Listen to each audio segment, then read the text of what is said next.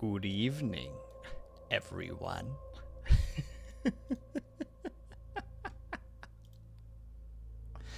Sorry, I thought that I was going to skip over to that one a little bit better.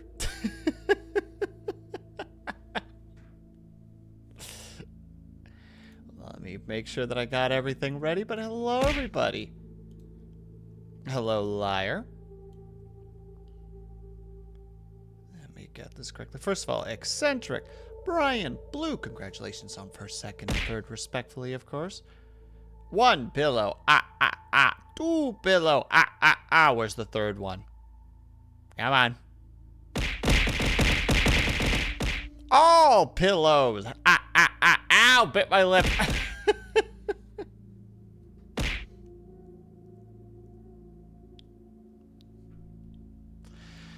Yeah, and the...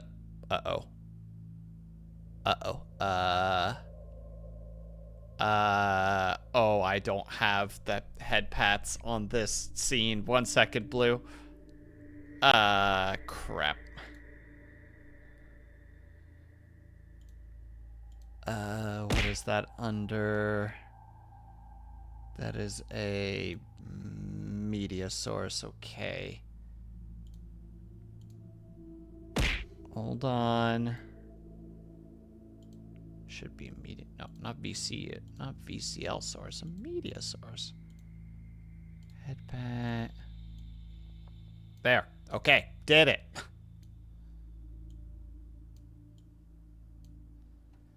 Panicked for a second because I'm like, oh god, how do I actually put that in here? Yeah, stroopwafel. Also looks like my capture thing is not working too well, so give me a second while I recalibrate that, because it's being a bum. But hello, everybody. Happy Spooktober. We have ominous music. Hello, Kaju, how are you? We have ominous music. We have 2 vampires. You know, Benji is demanding candy. Don't give it to him, though. He's not supposed to have any. We have talked to him about this. But he's trying nonetheless. I said he was allowed to try, but I told him that he wasn't allowed to have any. He's at least not allowed to have any from me. Oh, goodness. Sorry, I need to move one more time, because this is... I'm very... How to say, my ADHD is very aggressive today, so be prepared for my dyslexia to be kind of rough, and for me to occasionally just space out for a second. Can you check the DM for a second? Which DM? Oh, DMs. No, I have no DMs. Which DM am I looking at? Kaju? Oh, you're in the process of getting it. Got it. Give me one.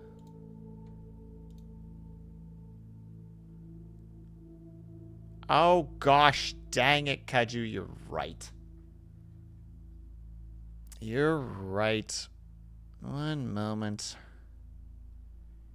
You know, I even ran that through my head today, going like, no. I can fix this. Where are you?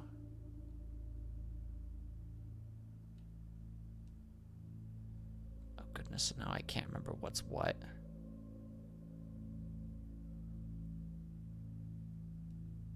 One second, everyone. This is incredibly important, obviously. Oh, really? There's the chat.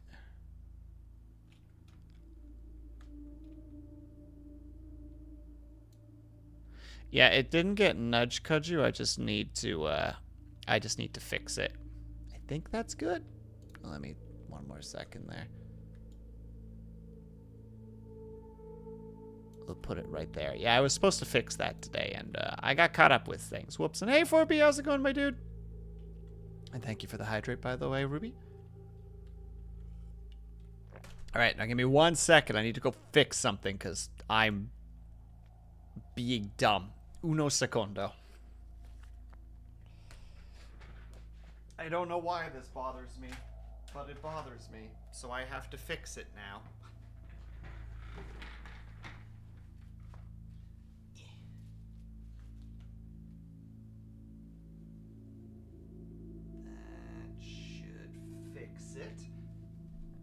think. Yes, it does. Perfect. All right. Chair back where it's supposed to go. How you doing? I'm doing all right, 4B. Thank you for asking. How you doing, my dude? How was life treating you across the pond? There we go. Now we're good.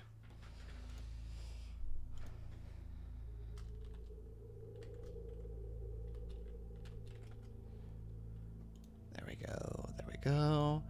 Re-go here. Check to make sure that we're lined up still. Perfect. All right. Good. Hello, everybody. Now we're finally good and ready and everything else. How is everybody doing? How has your Spooktober been treating you so far? I know it's only Thursday, but that means it's only one day left before you're done for the week when it comes to your 9 to 5s. Unless you're working, of course, over the weekend, in which case I'm so sorry to hear, and I hope that it goes by smoothly. I have made myself some tea specifically because we're going to be reading a lot, so probably a good idea for me to have that there so that I actually can. We have 4 stories today, maybe 4. The last one's going to be a little bit longer.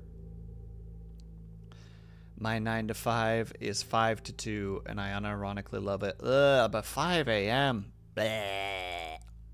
Gross. So far, so good. I have a short week since the Monday was a holiday. Of course, Brian. Thank you for reminding me. I totally forgot that Monday was a holiday. And thank you for the stretch, by the way, Ruby. If you would like to join, by all means do so. And if not, that's all right, too. We reach for the skies. 2, 3, 4. All right, that's enough of that joke. And lean to our right. 2, 3, 4. And lean to our left. 2, 3, 4. And back.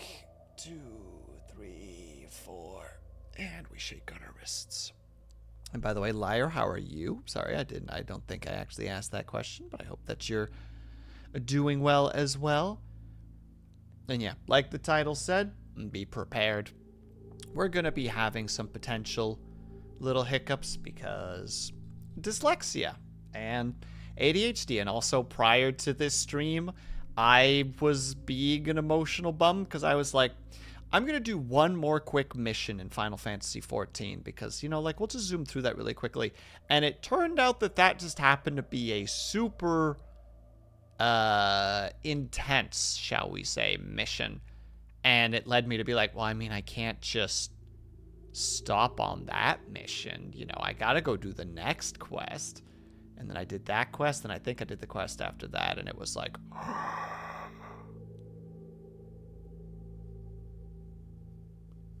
Not gonna lie, the title reminds me of the old Goosebumps show. That was what I was attempted to do, so it turns out that I did it right. Ha ha ha ha. Thank you, Brian. You've confirmed my general, how to say, at least my... I've reached the bar. I might not have gone above the bar, but I've at least managed to struggle my way up to grab the bar, and I'm kind of holding on to it and barely able to pull myself up, but I'm at least holding on to the bar. It's at least a good start. Sorry, I'm very jumbled from that quest, which is very silly, but hanging very loosely from the bar, but with a few fingers. Exactly, like my pinkies aren't touching anymore. It's kind of like this situation, you know, where you're trying to keep the grip, so you keep shifting your weight, but because of that, your fingers are constantly slipping. It's not a good time, and my posture is actually good, Ruby, but thank you for reminding me to check my posture. Yeah, so I shouldn't have done that, because now I'm a little more like blah, blah, blah, blah, blah. So there is a potential for me to occasionally during the stories be a little bit... It was happening this morning when I was testing them as well. There was just a moment where I was reading them, and all of a sudden I just kind of go,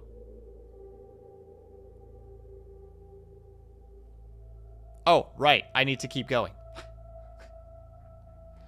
Good times, good times. And also some of them have very complicated words that are going to make me, how to say it? They're going to make me scratch my head and tilt my head to the side. Where it's just like, well, wait, what is this? I don't know how to pronounce this. I Googled them all, but that was like 2 hours ago, so all that knowledge is gone. Crap, I was gonna put a little sign thing that showed what story we were on, but I forgot to put that, so now I have to use the freaking text thing. Some big words could be confusing to pronounce consistently. Yeah, exactly. Where is text?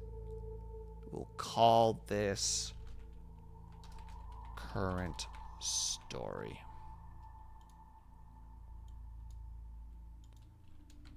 Current story.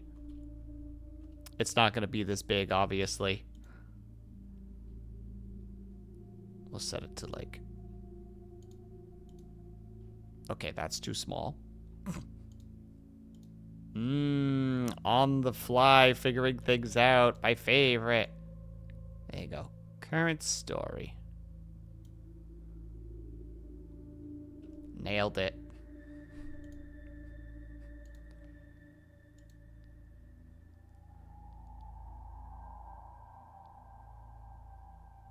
Hold on.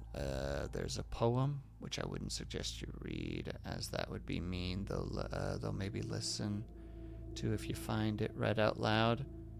About the many inconveniences. Oh, there's a poem. Sorry, there's a poem. The many inconveniences in the English language that is very fun to read. I think I might know what you're talking about, Eccentric. I think I'm aware. And it's one of those, like, for as you can see, it is rather strange when we can say there, there, there. And though there's a hair, be careful if you dare, and then extra word. It's called the chaos, I believe. Let's see if I can find it.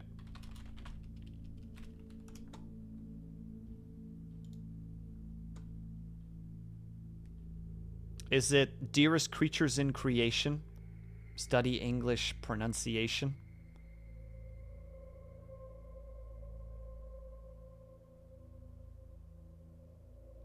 You know what? Let's read this one first, just for funsies. It'll be a warm-up. It's not a scary story, but it's fun.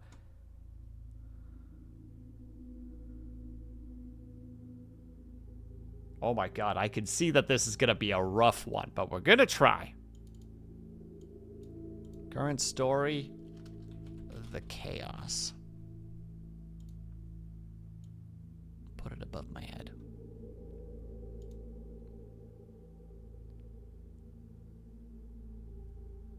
Oh, new story? Yeah, this is just a little poem that I've heard of before and Eccentric brought up, and I actually do like it, but it's really hard.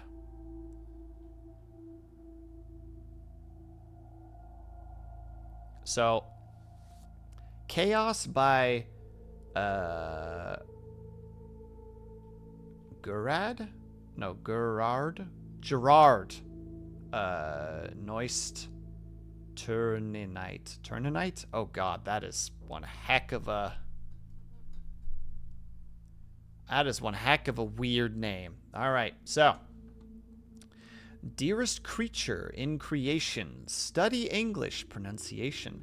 I will teach you in my verse the sounds like corpse, corpse, horse, and worse.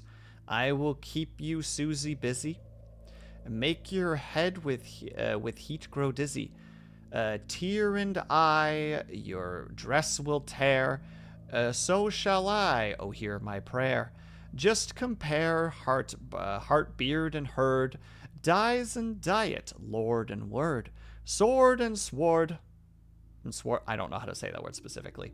Retain and Britain, mind the latter, how it's written.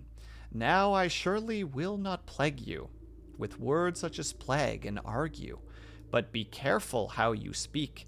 Say break and stake, but bleak and streak. Cloven oven, how and low, script receipt, show poet and toe. Hear me say, devoid of trickery, daughter laughter, and okay, that's just a hard word. Terpistry? Terpistra? That one's complicated. And hello, Stitches. typhoid, measles, top sales, easels, exiles, the similes, and rivals. Oh god, some of these words I don't actually know. Scholar, vizier, and cigar. Solar, Mecca, war and far. One, Ammonin, Balmoral. Hope I'm saying that correctly. Kitchen, lichen, laundry, and Lauren. Gertrude, Germany, wind and mind. Scene, Melpolminin, mankind. Ballot does not rhyme with, or billet does not, wait. Billet, I presume, does not rhyme with ballot. Banquet, wallet, mallet, and chalet. Blood and flow are not like food, nor in mound like should and would. Viscous,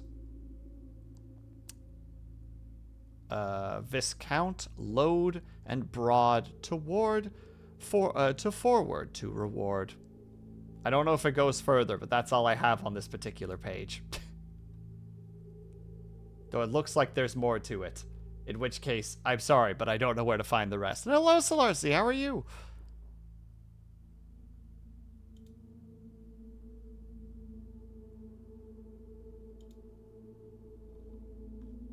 Oh god, it goes way further. No, to heck with that. There's so much more.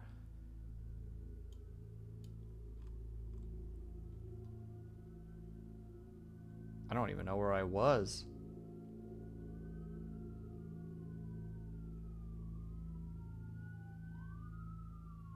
Yes, yes, another person is having problems. Thank you. Ambulance. You know, this is way longer than I thought it was. I'm gonna have to throw in the towel for this one. Because it's really long. And I already have 3 out of the 4 are pretty long for my own. The ambulance adds to the ambience. And hello, Kuma. How to say? The problem is that my attention span is not long right now, so there's no way I can actually finish this one, which is a shame because it's neat. And large vocabulary, and it makes me a hard reset every now and then. Well, just, yeah, some of these words I don't just flat out don't know, which is irritating because it's like, okay, well, Google pronunciation, please help me for a second. But that's going to be so many things, and it's like, what? Like probably like a 20, 30 section poem?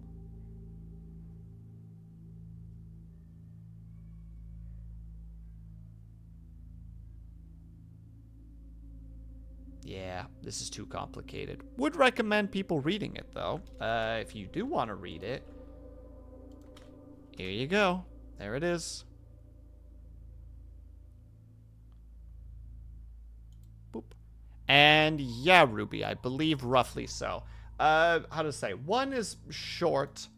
One is not super long. One is a really long poem that is going to be one that I'm going to be tripping over a lot. And then the final one is a Lovecraftian tale, which is going to be even more difficult because Lovecraft loved using the $5 words. And I'm not good at $5 words. Dagon. Dagon is what it is, yeah.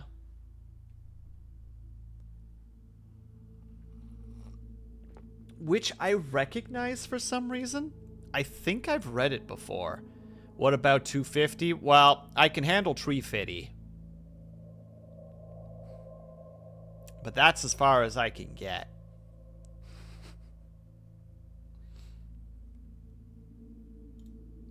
Eldritch Abomination. Only one of them.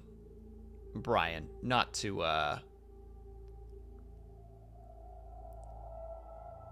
most popular. Last year we read The Statement of Randolph.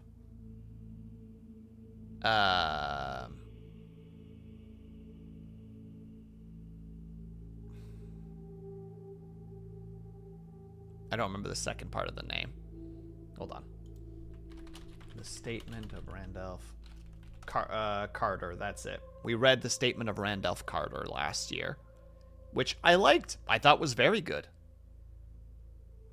But then again, I was at a friend's place like 4 years ago at this point, and it was one of those just like, hey, I have nothing to do with my life right now, and I'm actually like notably depressed.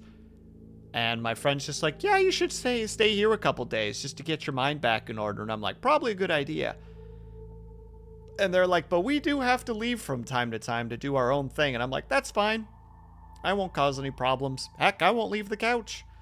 And then one of them was like, you know, I have a full book of like Lovecraft stories if you would like to read that. And I started reading it and was like, oh, this is neat.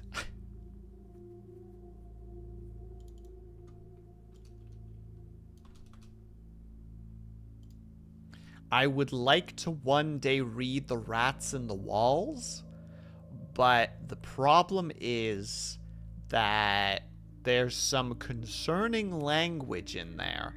And though I am fully confident in my ability to, how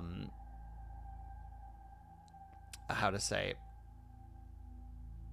Though I'm fully aware that I'm capable of taking those words and swapping them out with something more reasonable, but there is always the potential that for some reason, just in a moment of just reading out loud, that I just say it, and I just don't want to do that. Because the name of the cat in The Rats in the Walls is a concerning name. Unfortunately. Yeah, Lovecraft stories are pretty messed up from what I've heard. Some of them are messed up because they're genuinely, like, decent horror, at least for the time. If it's anything like Lovecraft's actual canon, it's probably the same name, eccentric, because The Rats in the Walls has a cat in it. A black cat. I believe in rewritten versions of the book, they change his name to Black Tom. Which is a heck of a lot better than what it was. For obvious reasons, for those who are aware, and for those who aren't. I'm not saying it out loud because that is not something that I'm comfortable with doing. But the story itself is cool. Like, I won't spoil it because I might potentially be like, heck it, we'll read that as one of the stories if I can conjure up the the energy for it. Yeah, some of his racism shows up in the majority. Well, to be fair, I guess to be fair for a moment though, and like, you know, this is not excusing racism in any way, but you do have to like look at who you do have to register like who he was. He was part of like one of the last eras of like true aristocracy. He was sickly. Like he was probably either gay or asexual in a time when that was not acceptable. He, again, like, was afraid of the outside world. He was a rich person who was afraid of the poors. And at the time, racism was pretty prevalent, you know? Like, of course that's going to steep into the stories. Yeah, like Brian just said, like, the stories are a product of their time, and you need to, you know, you just, there needs to be some acceptance to that, right? Where it's just like, what is this name? You know, like, what is this title? What is this word? And it's just like, it's not a nice word. It's a product of the time. That's one thing that I think always is interesting when it comes to, like, looking at media from, like, the olden times. It's just like, my God, why are you watching this? And it's just, or like, why are you reading this? And it's just like, because it gives you a window into the past You know, not only are you reading what they thought was interesting during that time, but you also read how to say it, how, like, I guess the social zeitgeist worked, which in some cases, depending on where you were, included a lot of racism, unfortunately.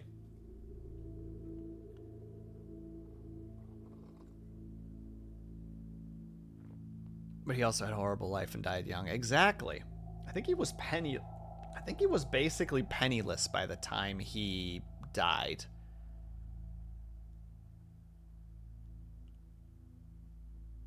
But also he basically single-handed created a new version of like horror, right? Like, he created eldritch horror.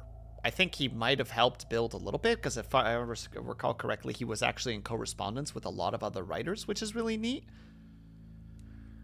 Well, this also brings up the big debate on whether or not we should have these literature in libraries, like To Kill a Mockingbird. Yeah, I don't have 2 cents to put in there. I keep my opinions to myself for that, for the most part. I believe he was badly abused and neglected as a child as well. I mean, considering who he was and is, that's not shocking. You know what I mean? Like, how to say?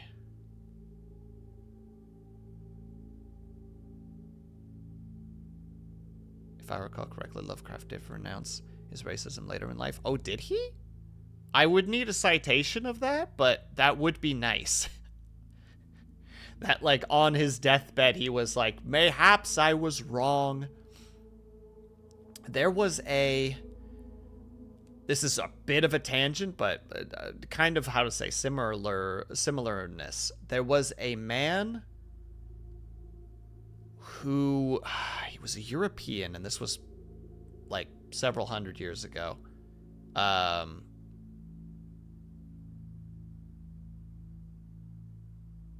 was an imbecile. That's nice. I like that. I don't remember who he was, but he believed religion to be, like, cold and dark and miserable. And that was his whole thing, that he believed that faith should be something that you feared. Like, you know, the Lord is something that you're afraid of no matter what. And, like, his writings were very prominent about that. Like, be afraid of God, for should you stop fearing him, you know, you will feel his wrath. But later in his life, he went to the more southern part, I think it was the southern western parts of Europe, where they approached religion in a much more positive sense. You know, like, they had festivals, they had high energy. Kazu, hello, how are you doing today?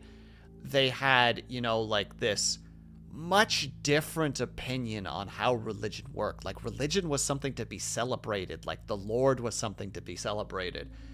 And I think later in his life, he recanted a lot of his work because he was like, I am not as worldly as I thought I was, and I regret the things that I've said, but it's too late. You know, like, the statements are out there and there's no way to get them back.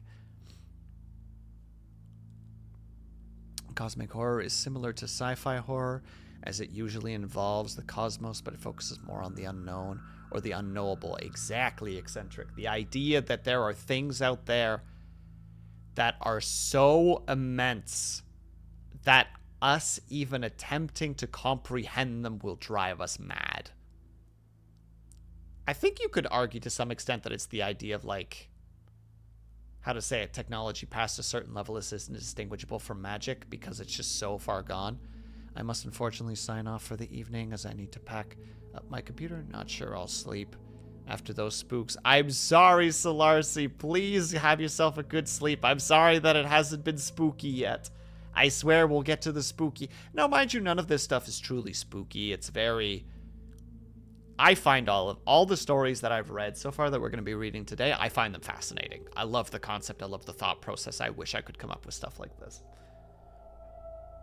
But please have yourself a great rest of your night, Solarcy. Good luck with your computer packing up. I know that that's a real pain in the ass. I hope it goes smoothly, and I hope that you get some sleep when you do.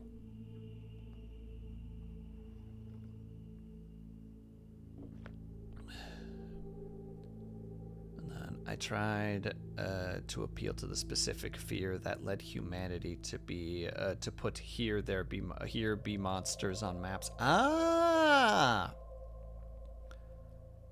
Will, your costume is giving Will sleeps never. 'Tis true. I do not sleep. Hold on. I have a thing. This is not important, but I accidentally came across this and I enjoyed it. Oh, wait. I have to do that now. So that I can go invisible.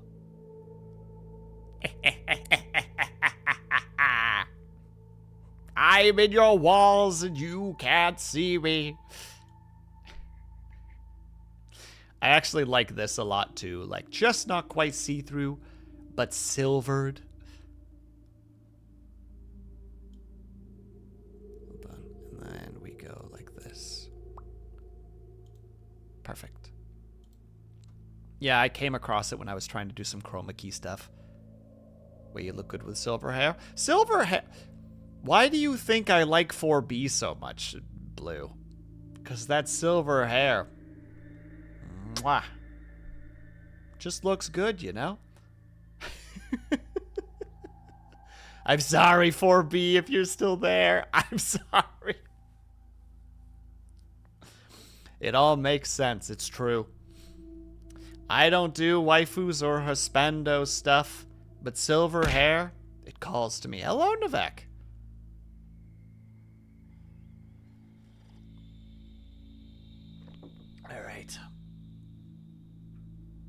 It's all connected. It's all connected. All of it. I wish I had my hand stuff working. I don't do husbandos. For I am the husbando. Boom. There's the confidence we need.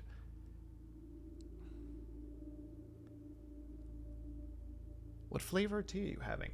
I am having vanilla rooibos with a little bit of honey.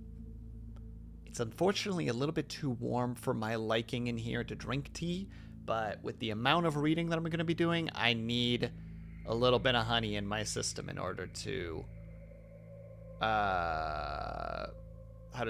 in order to make it through, because I know vanilla what? Rooibos. It's, it would be translated into red bush. It's like an herbal, it's like a red herbal tea.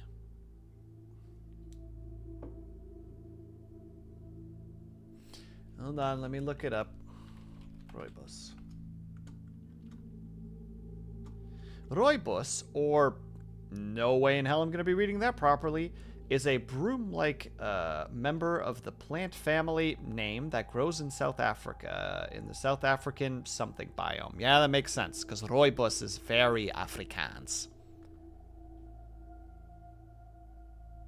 What that tastes like? Like, it has hints of vanilla, but it just has this... Hold on, let me take a sip. I mean, it has some honey in it, so it's a little bit different, but...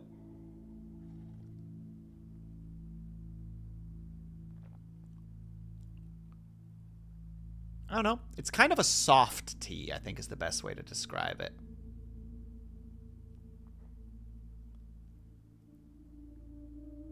I think that's the best way to describe it. It's a soft tea. It's not strong. It's soft. Do you also avoid putting lemon in tea? I put a little bit of lemon juice in my tea the other day, and it was way too much, and it was gross.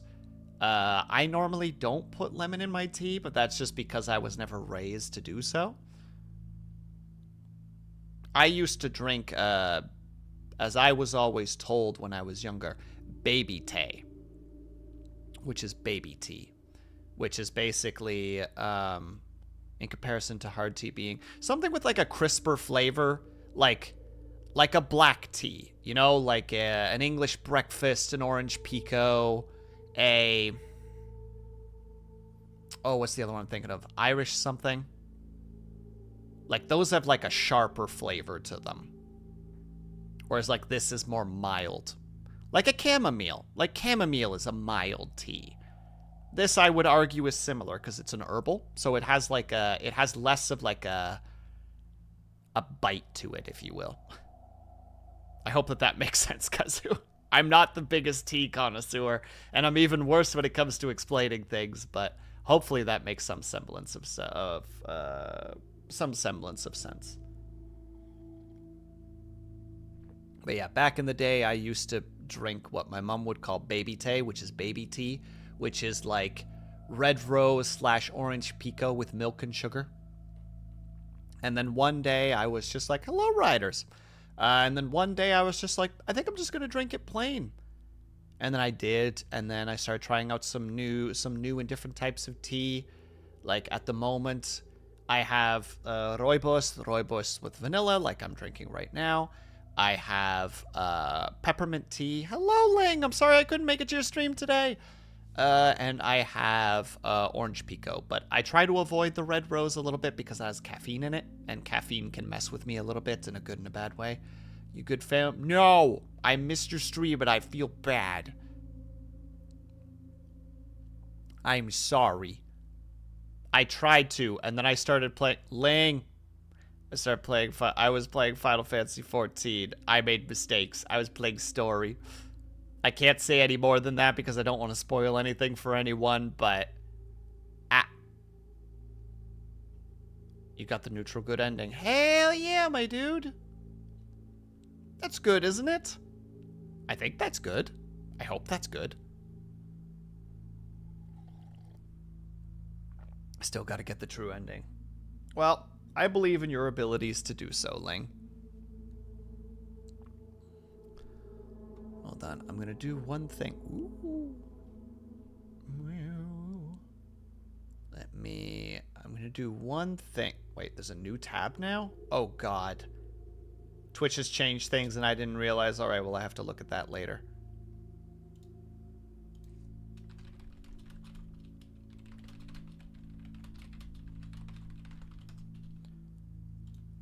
Hold on. I will say I took minor acid from the game. I'm sorry.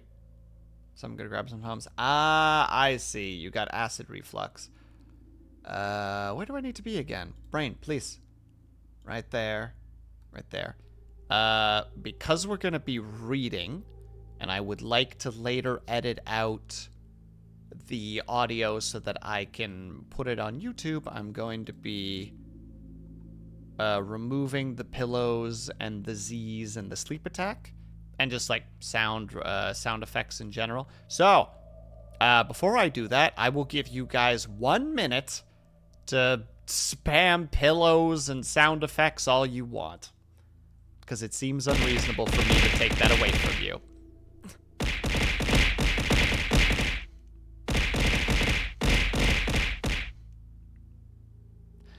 Where's the one pillow? Or was the one pillow involved in that? There he is!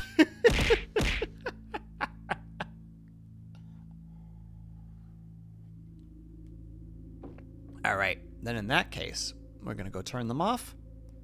So that's get rid of bonk. We're getting rid of wah. There's your last wah. Sleep. Pillow fight. Wow.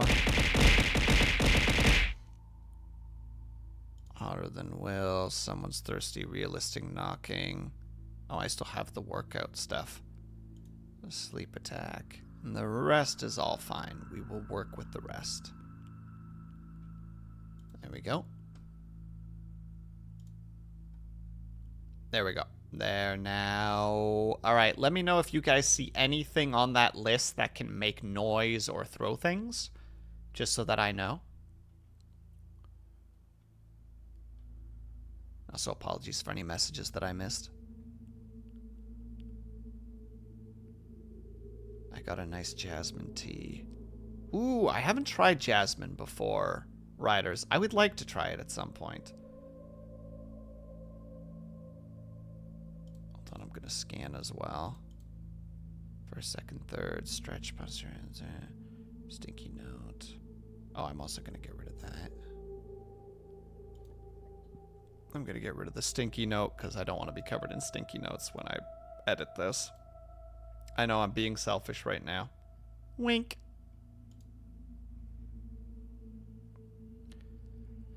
It's a good idea. Well, thank you, Ruby. All right. I need to take a tiny little break because I'm about to do my last gulp of tea and I want to have the tea nearby for the next session. So we're going to take a quick 5 to 10 minute break, as you guys are aware. But in case you aren't, we're going to take a quick 5 to 10 minute break if you guys can and are able to. I hope that you get up and stretch, grab yourself something to eat, grab yourself something to drink. Make sure you guys are taking care of yourselves. You better be taking care of yourselves. You better be taking care of yourselves. Bah. I will see you guys in 5 to 10 minutes. BRB.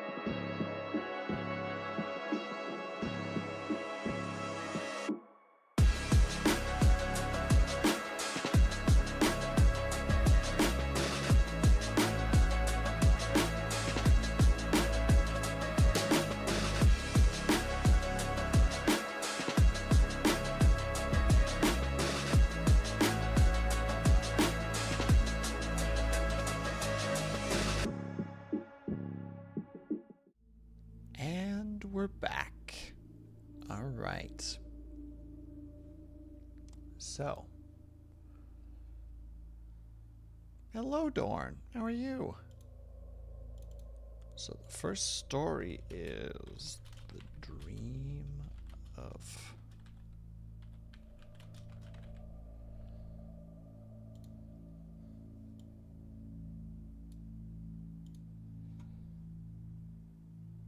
Hello, Blue. Hello, Navek. Hello, Brian. I hope that everybody's ready.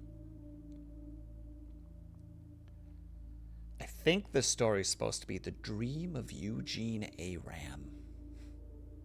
Or Aram? Why did Will look like someone who fell into the Hot Pocket? Because it's Halloween season, Dorn. It's spooky time.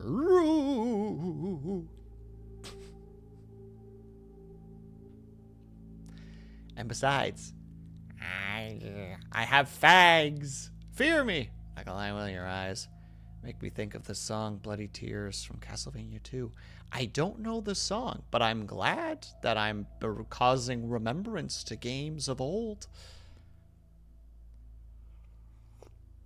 Wait, was Castlevania 2 Simon's Quest?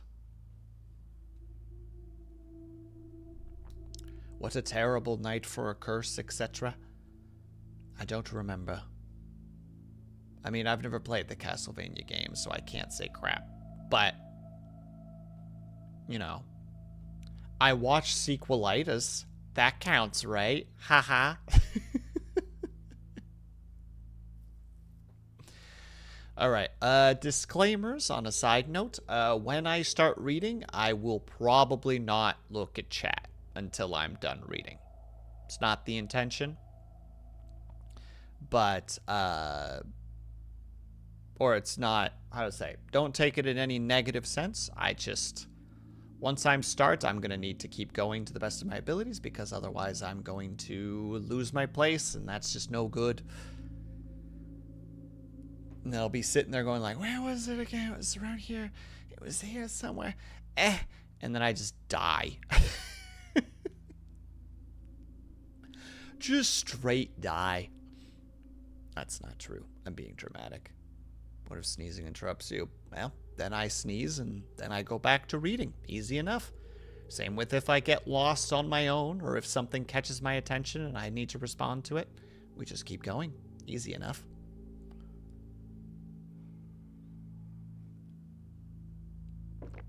All right.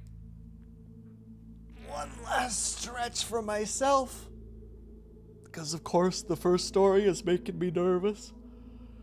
Because dyslexia is a hell of a drug. And likes to be a jerk. Which is probably going to do today, but we accept our fate to the best of our abilities. Take our successes with our failures and such. Alright, the microphone should be about here. That should create a nice volume. You're ready? I'm glad to hear that, Blue. Alright. Then in that case, this is... Let me change this a little bit so that it doesn't look like...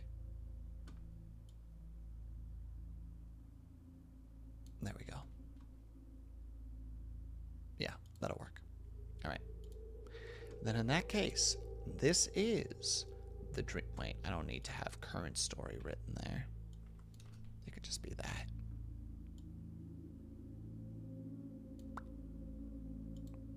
Alright. The Dream of Eugene Aram. 'Twas... Oh, and if anybody wants to read along, here you go. Probably helpful.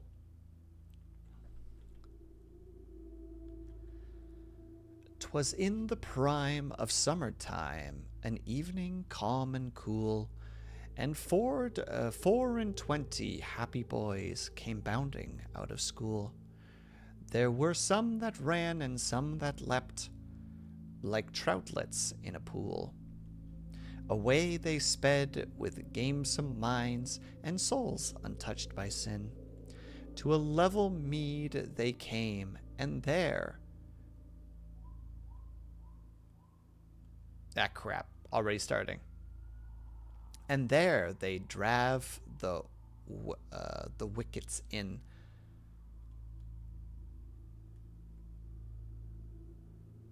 Gosh dang it. Pleasantly shone the setting sun over the down of Lynn. Like sportive deer they coursed around and shouted as they ran, turning to mirth all things of earth as only boyhood can. But the usher sat remote from all, a melancholy man. His hat was off, his vest apart, to catch heaven's blissed breeze. For a burning thought was on his brow, his bosom ill at ease. So he leaned his head on his hands and read the book upon his knees. Leaf after leaf he turned it over, not ever gazed aside. With the peace of his soul he read that book in golden eventide. Much study had made him very lean and pale and laden-eyed. At last he shut the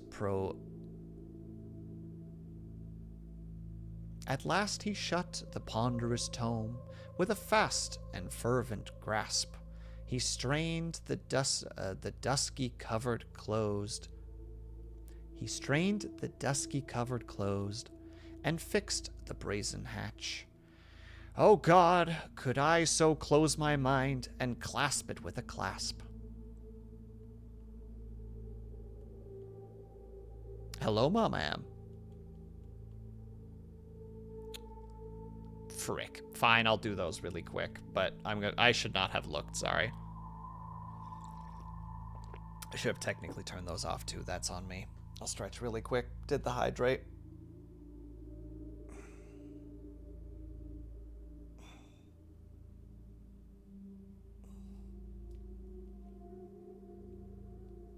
There we go. All right, I'm gonna need to turn those off because they are gonna distract me something fierce as they did. So we're gonna get rid of there.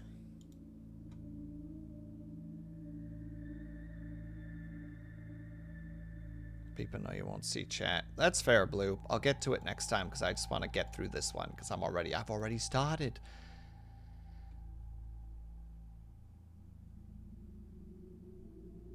All right.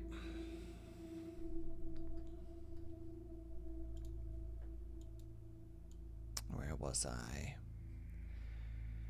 Then leaping on his feet upright, some moody turns he took, now up the mead and down the mead, and past a shady nook, and lo, he saw a little boy who pored upon a book.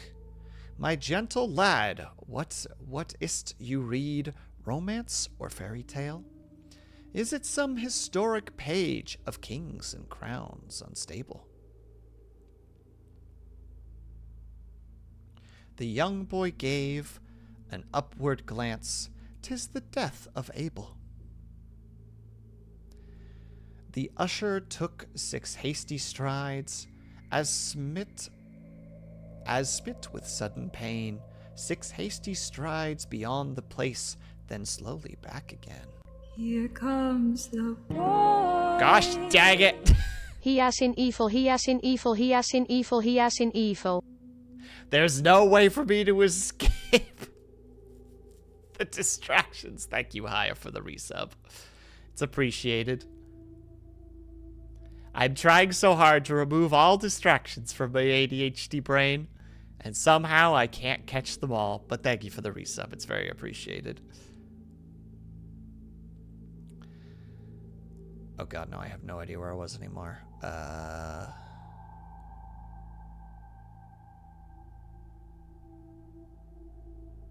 Here comes the boy. Ah! Get subbed, nerd. It's appreciated, Navek. Okay.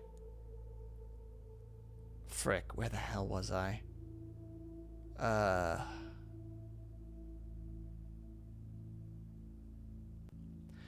The usher took 6 hasty strides, as smit with sudden pain, his hasty strides beyond the place, then slowly back again. Down he sat beside the lad, and talked with him of Cain. And long since then of bloody men whose deeds tradition saves, of lonely folks cut off unseen, and hid in sudden graves, of horrid stabs of graven forlorns, and murders done in caves, and how the spirits of injured men shriek upon the sod. Aye, how the ghostly hand will point to show the burial clod. And unknown facts of guilty acts are seen in the dreams of God. He told how murderers walk the earth beyond the curse of Cain, with crimson clouds before their eyes and fire flames about their brain. For blood has left upon their soul an everlasting stain. And well, quoth he, I know for truth their pangs would be extreme. Woe, woe, utter woe, who spills life's sacred stream. For why, methought last night I wrought a murder in a dream. One that had never done me wrong, a feeble man and old, I led him to a lonely field. The moon shone clear and cold. Now here I say this man shall die, and I will take his gold. Two sudden blows with a ragged stick, and one with a heavy stone, one hurried gash from a hasty knife, and then the deed was done. When there was nothing lying at my foot but lifeless flesh and bone. Nothing but lifeless flesh and bone that could not do me ill, and yet I feared him all the more for lying there so still. There was a manhood at his look that murder could not kill. And lo, the universal air seemed lit with ghastly flames. 10,000 dreadful eyes were looking down in blame. I took the dead man by the hand and called upon his name. O God, it made me quiver to see such sense within the slain. And when I touched the lifeless clay, the blood gushed out amain. For every clot, the burning spot was scorching in my brain. And hello, bells. My head was like an arid coal, my heart as solid ice. My wretched soul I knew was in the devil's price. 12 times I groaned, the dead had never groaned but twice. And now from forth the frowning sky, from heaven's topmost height, I heard a voice, an awful voice, from the blood-avenging sprite. Thou guilty man, take up thy dead and hide it from my sight. I took the dreary body up and cast it in a stream, a sluggish water black as ink, the depths was so extreme. My gentle boy, remember this, it is nothing but a dream. 1 second, a quick sip of tea.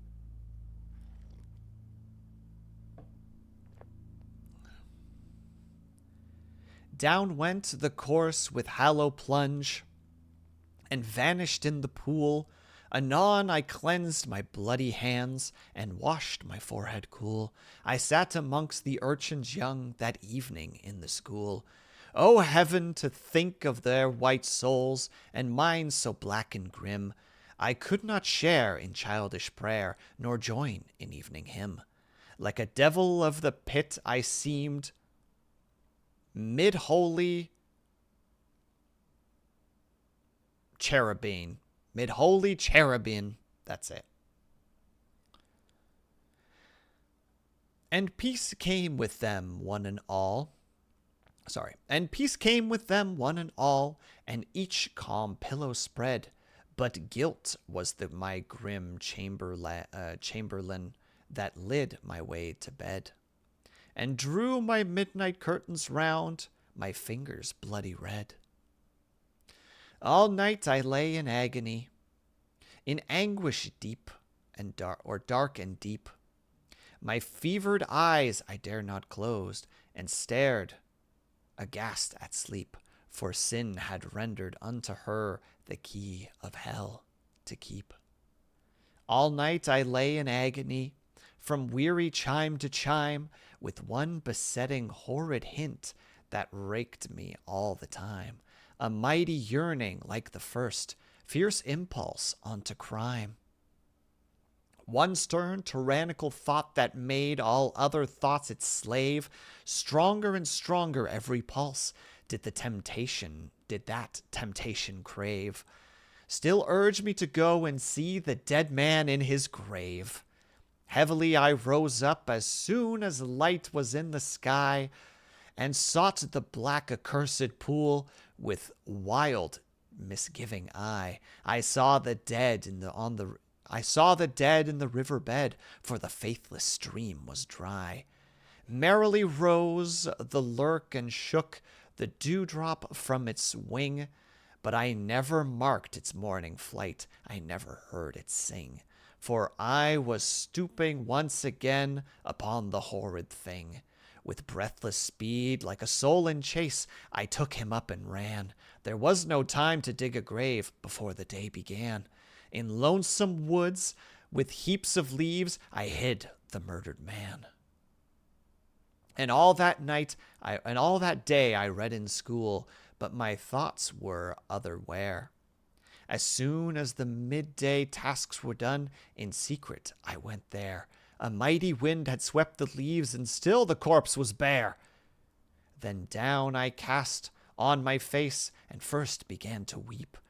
For I knew my secret then was one that the earth refused to keep, or land or sea, though he should be 10,000 fathoms deep. So wills the fury avenge the sprite, till blood for blood atones. Aye, though he's buried in a cave, and trodden down with stones, and years have rotten off his flesh, the world shall see his bones. O God, that horrid, horrid dream besets me now awake. Again, again, with dizzy brain, the human life I take. And my red right hand grows raging hot with like crems at the stake. And still no place for the restless clay will wave or mound allow. The horrid thing pursues my soul. It stands before me now. The fearful boy looked up and saw huge drops upon his brow. That very night, while gentle sleep. Here comes the boy. Geef me een klap, papa. Thank you, Jam Jam. That very night, while gentle sleep, the urchin's eyelids kissed, two stern-faced men set out from Lynn, through the cold and heavy mist. And Edgar Amar walked between them, with gyves upon his waist. And that was the dream of Edgar Amar. Or Aram. Gosh dang it, why dyslexia? Yeah, way to ruin the ending, Jam Jam. Wait, why'd the music stop? You heckerino. Well, I hope that wasn't a sudden quiet, because I'll feel very silly if that's the case. And hello, Cooks. Thank you very much. And hello, Geekbot. We just finished our first story, which you can see above. My subtitles are now not working because, of course, they're not. Which means that so much damage has been done to that actual attempt. Oh, the sudden anger that rises.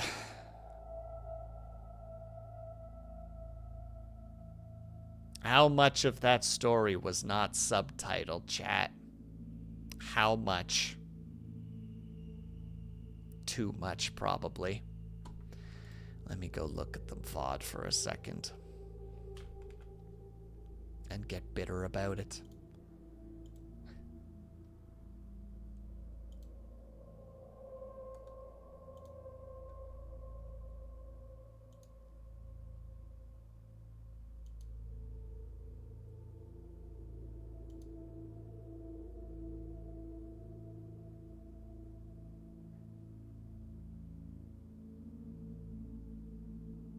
Okay, it doesn't look like it's that bad.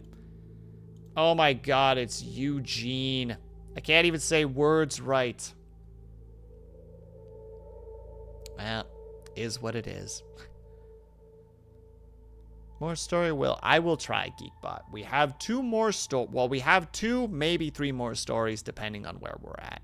The only thing about that story that I don't fully get is like, okay, so Eugene Aram had a dream.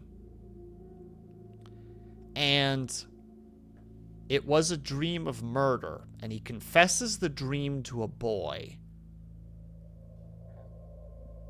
Was it a dream or was it a confession?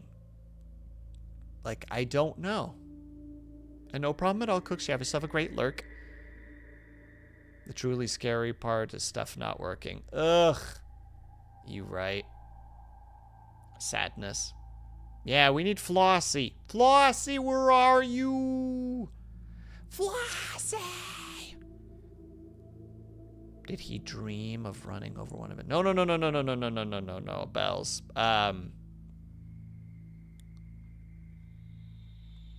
Hold on. Let me find the line.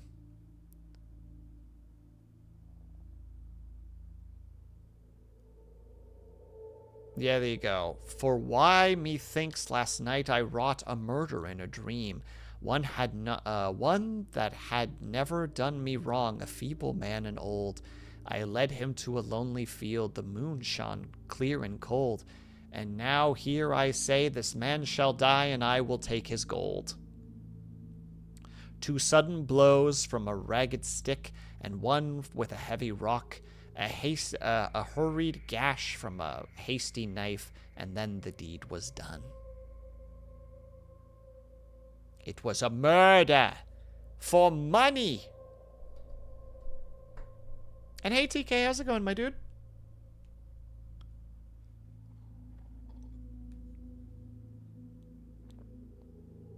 I mean, if it was a dream, couldn't it still have been a confession for his crimes to himself? Potentially, Nivek, but it ends with him being carried away in chains, as far as I'm aware. Because the ending is, that very night, while gentle sleep the urchin's eyelids kissed, two stern-faced men set out from Lynn through the cold and heavy mist, and Eugene Aram walked between with gyves upon his waist. I think it's gyve. It's Gyves. Maybe he turned himself in, or the boy turned him in.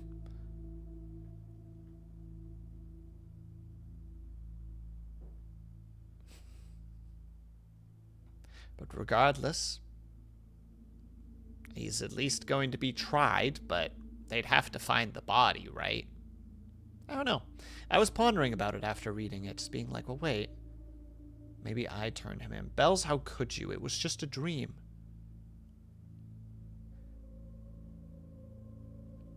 Bells, why are you being like this? What's going on? Are you okay? Are you stressing?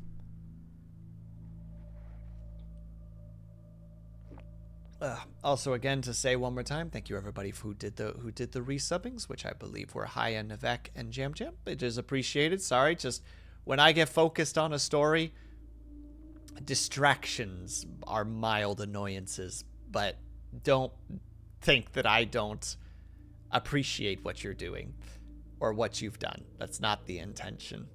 I'm sure you understand, too, that even the nicest of gestures can sometimes be like, thanks, but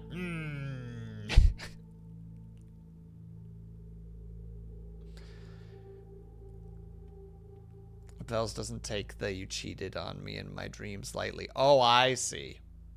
And you don't suck. Well, thank you, Nivek. I appreciate that. All right. That's number 1. The next one is a Reddit story. A lot of blood. Oh, yes, of course. This is not tea I'm drinking. It's blood. Listen to that blood drinking. That's blood right there. Yum, yum, yum.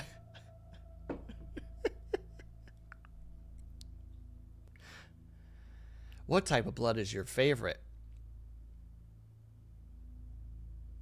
The sugary kind.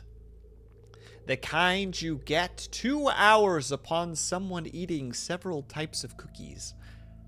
That's my favorite blood type. The one filled with carbohydrates. That blood doesn't sound very viscous. Well, they're a hemophiliac.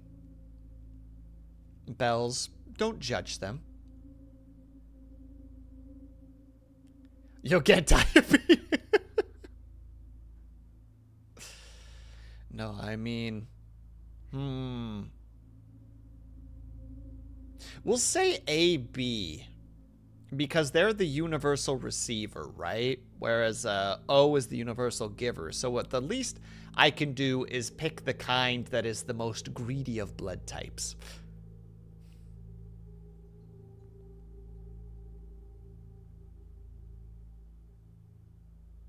What about O plus and O negative? That's what I'm saying. I won't do that because they are too valuable to, like, us as people. Whereas AB, I believe, is the is the universal receiver. Like, it can take anything, but it cannot give blood to anything but AB.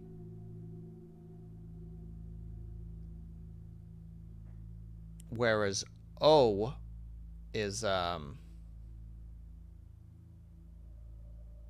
hey, I'm O negative Nito. Oh, really, Nivek? I don't actually know what my blood type is. I think I've asked before, but...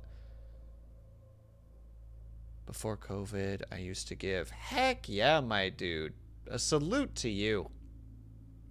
Especially for being O negative. I believe O negative is a very important blood type.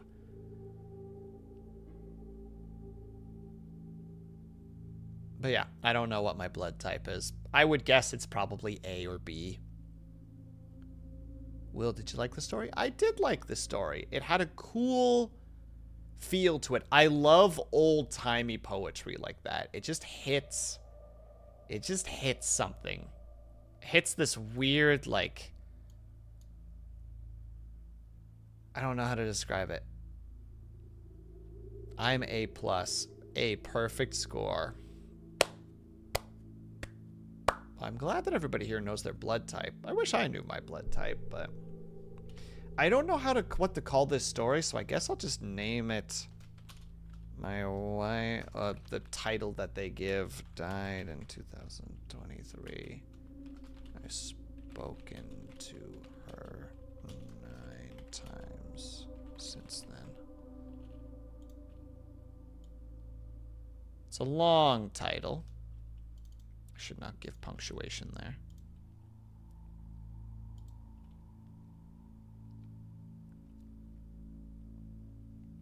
And hello, Freedom. How's it going, my dude? Most places where you give blood will also do short tests and tell you blood type. The thing is, though, Nivek, I would love to donate blood, but I'm terrified of needles. And both my mom and my sister... My mom specifically is not allowed to give blood because she... the last time that she's given blood, she fainted. Not because of the needle, but because she just doesn't... her body doesn't produce blood fast enough to recover from it. So it's actually, like, mildly dangerous for her. And I think my sister has something similar, so there's a chance that I have it too. And I'd rather not find out, you know, post blood giving that I'm just like, you know, just... What happened? It's like, okay, you're not allowed to give blood. It's like, yeah, I don't want to just experience that. I'll just keep donating hair. I accept that helps to some degree. I pass out every time I have to get my blood drawn. I can do blood work because it's not very long. But the idea of sitting in that area just bleeding slowly into a tube is just like, but I've donated blood before. Good for you, Bells. Nice. I'm glad to hear that. One time I passed out in the middle of having my blood test done because of the anxiety. That's not, I don't think that that's entirely uncommon, Jam Jam. I wouldn't see it in like a, how to say it, in like a negative light. Like, at least you know. Deadass, one of the nurses came and splashed water on my face to wake me up. Hopefully after they took the needle out, because you could actually hurt yourself if you flailed. Then the water went up my nose, so I couldn't breathe. Oh, no.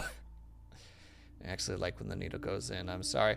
Blue, you're not the only one. A friend of mine has donated blood. At this point, he's probably reached 90 times. He literally goes every time that he can. And he always says the reason he does it is because he enjoys the needle. And I'm like, I can never tell if you're joking or not. He's like, and I'll never tell you otherwise. And I'm like, you're just answer me this riddle one, you dingus.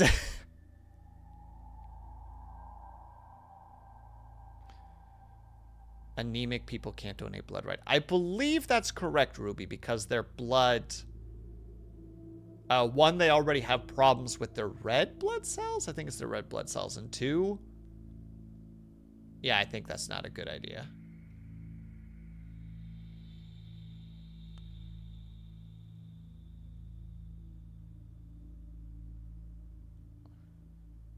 Oh, I was kidding. I grew up with a doctor. I was kind of forced to eventually not mind needles. I see, Blue. Oh, God. Okay, so because I grew up on a farm, sometimes you have to needle animals because, you know, if they're sick, you need to give them medicine or, what's the stuff called again? Dang it. What the heck is that stuff called again? Penicillin. Like penicillin or like vitamins or in some cases for cows, they can get calcium deficiencies. So you actually have to like feed calcium into their bloodstream to help them. So like I've been part of like helping out with needling. I don't do the needling myself, but I'll hold the animal down. Because, surprise, animals don't like needles, and I can fully understand that. But also, it's one of those like, look, buddy, I'm sorry I have to hold you down right now, but this will make you feel better. Like, this is, I'm doing you a service right now. And one time we had to do that with a bunny, because a bunny was very ill. And my dad had it's a very quick thing. Like, those needles are incredibly sharp. They are designed to go in very smooth. You poke in, squeeze, take back out. Like, it is a fast motion. And then you rub the wound, and normally it just closes on its own just from that rub, because rabbit skin is actually pretty tight, so it can squeeze together quite rapidly in order to stop blood flow. Or to stop blood from flowing through the wound specifically. And my dad went for the poke, and I was holding him, and just somehow I failed to hold him properly, and the bunny kicked my dad in the arm, which sent the needle up, and it went through my finger, like in one side and out the other.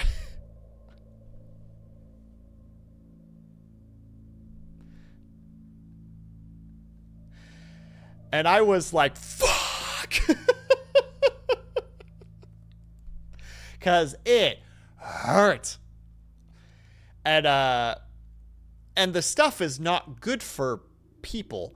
So immediately I like bolt down the barn and just like dash for the sink. Like, it's just like, I need to wash this out right now. Jam Jam, I'm sorry. So I just finger under the like cold water.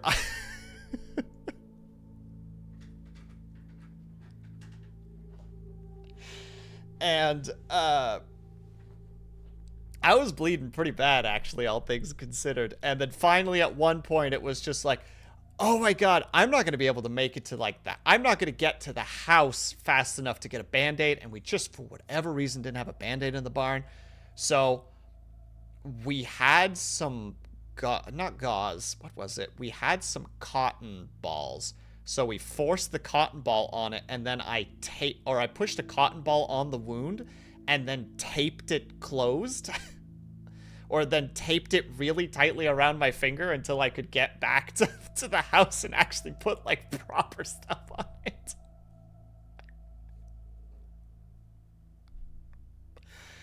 And then I was fine. Was it a big needle? No, Bells. It was a very thin needle. It was like... I have no idea how to even describe it. Like...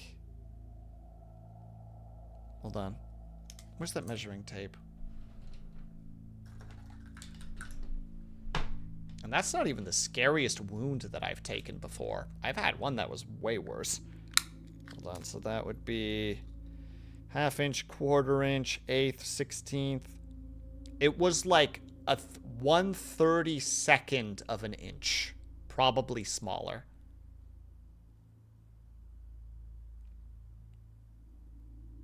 Imagine a thin needle that snaps and broke well inside your skin. I mean, at that point, you just pull it out like, with, like, tweezers, right? It'd be no different than a splinter. Just it's made out of steel, which actually would be better because then it doesn't break.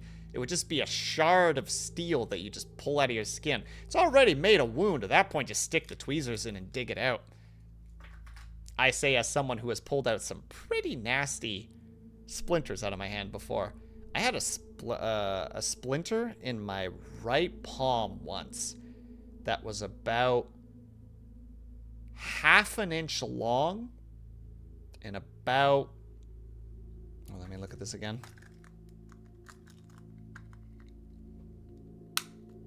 It's 1/2, 1/4, 1/8, about a 1/16 of an inch thick. And it was in so deep that I had to take tweezers and, like, put it into the hole to, like, yank it out.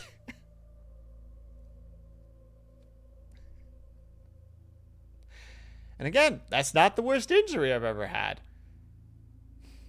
What's wrong, Haya? It's scary story. Hold on. We need to change this really quickly to, Spooky Will Injuries story. Stories.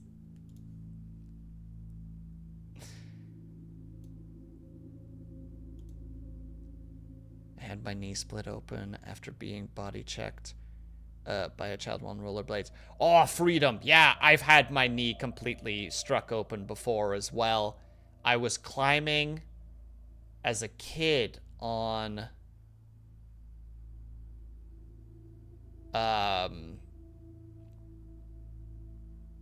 what was it?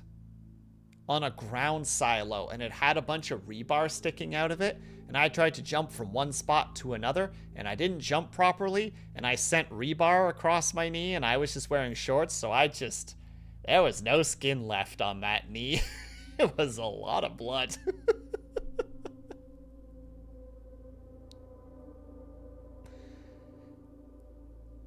Well, please, I'm eating lunch right now. Okay, so I shouldn't talk about the scariest one then? I shouldn't tell you about the scariest wound I've ever suffered? We're in too deep. Okay, so there's a couple that make the candidacy, but this one in particular. Now, the best part is that this one didn't really bleed, but it was the scariest wound I've ever had.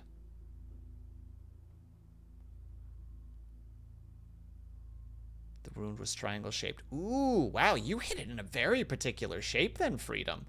Okay. It won't stop me from eating. Fair enough. So, I don't remember what they're called again. They're called something clamps. Hold on.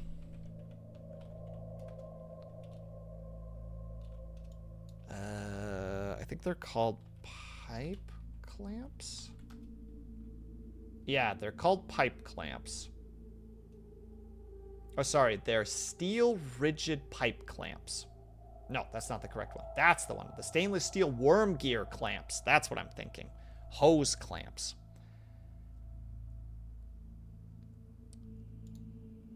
What's nice about them is they're clamps that you can slowly, with a screwdriver, turn. They're like a circular clamp with a worm gear that if you twist it, it slowly tightens the circle. They're very good for when you're working with plumbing that has like plastic pipes, because you can tighten the plastic pipe around around the water source with it. Well, we were out of some of those and we needed more. So my dad was working on something, so I had to go get some, and I couldn't find anything anywhere. So there was a piece of old plumbing that was out of use, like it was literally just laying in the yard, that I was like, oh, there's some clamps on there, I'll go get it. But they were kind of rusty, so I had to like really work on like pulling, twisting the screwdriver, and managed to get it loose enough that I could start pulling on it. So I took out a pocket knife, cut some of the plastic piping, and I pulled, and it wouldn't go. So I pulled again, wouldn't go. So I yanked with everything, and just the way I pulled, another clamps, like the steel part of it, went right across my wrist, like at about a 45-degree angle, and just peeled the skin across my wrist and left this nice line over like some pretty major veins. And immediately my brain's just like, I'm gonna die.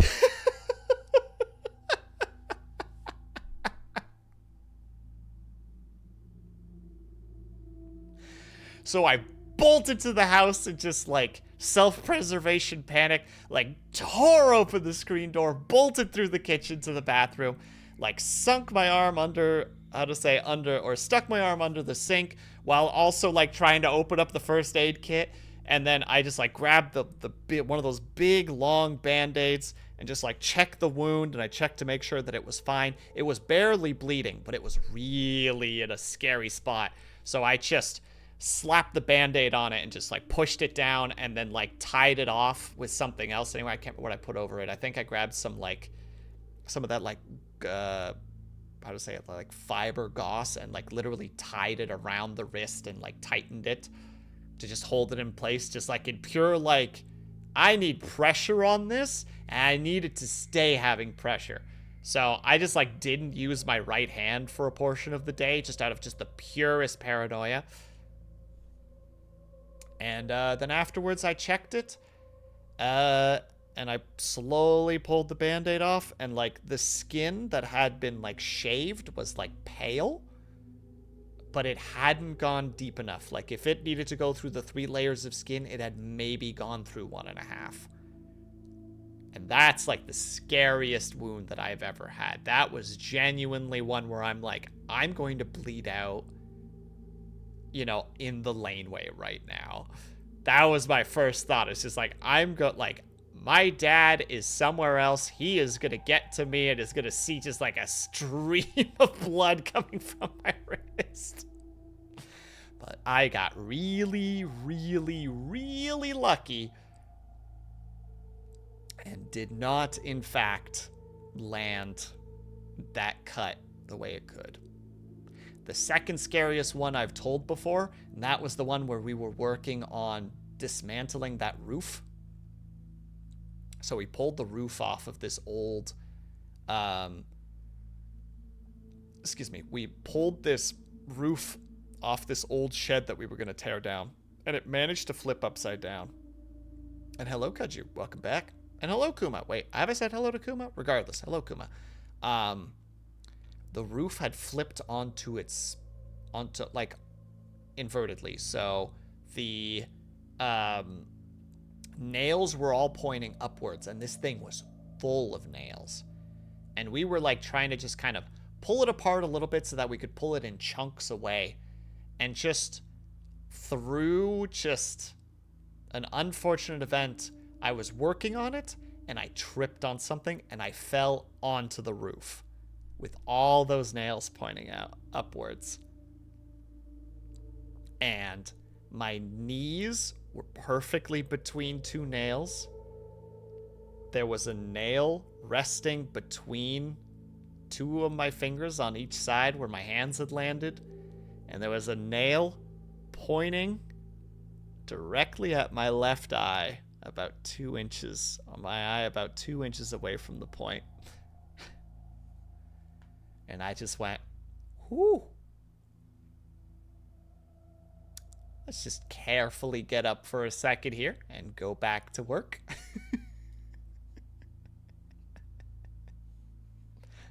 I think that one is a close second, if nothing else.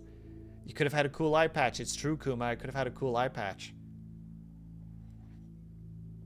Few, just few. Oh yeah, Geekbot. I almost got crushed by a cow once and literally just responded with like, whew, that could have gone bad.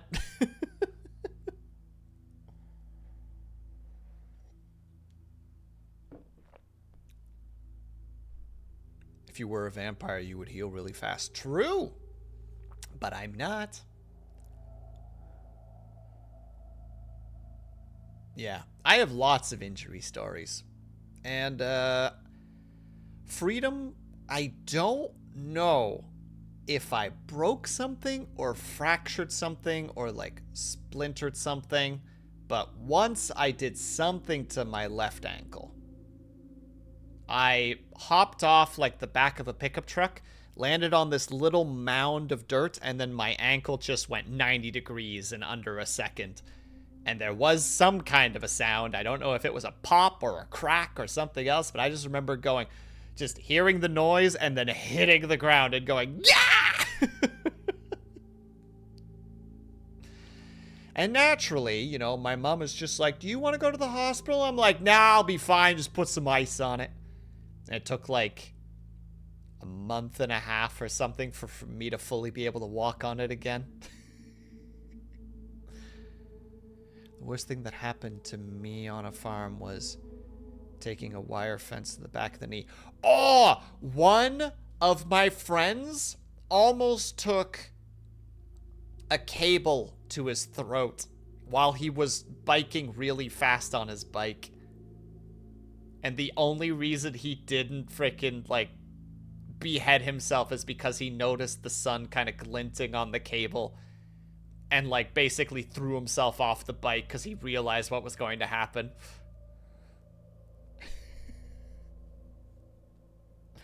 There was some of that, like, thin red construction wire that they were using to kind of figure out their distancing. And it just happened to be roughly at neck level for a kid if you were on a bike. And he was going very quickly because me and him were racing to another part of the farm. And he was going as fast as he could. And then he saw the line, thankfully, and, like, threw himself off the bike because there was no other way because the brakes weren't going to happen. He was too close. So he had this small red line on his neck because he still caught the wire a little bit, but just the way that he was falling, it was more of like a tunk rather than like a hard snap. And he managed to survive. Thumbs up.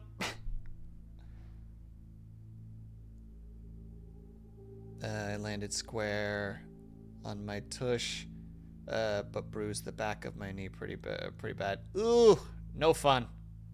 Brother was walking the dog once, and I believe the Doberman we were babysitting, the dog had bolted for some reason and wrapped his arm around a telephone pole. The broadside of the nail stuck out and popped into his arm. Ooh, that has the potential for tetanus.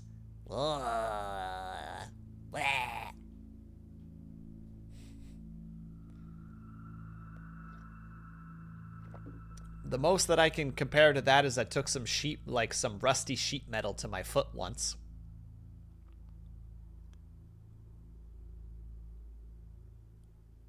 Yeah, I'm pretty sure I need to renew my booster bells.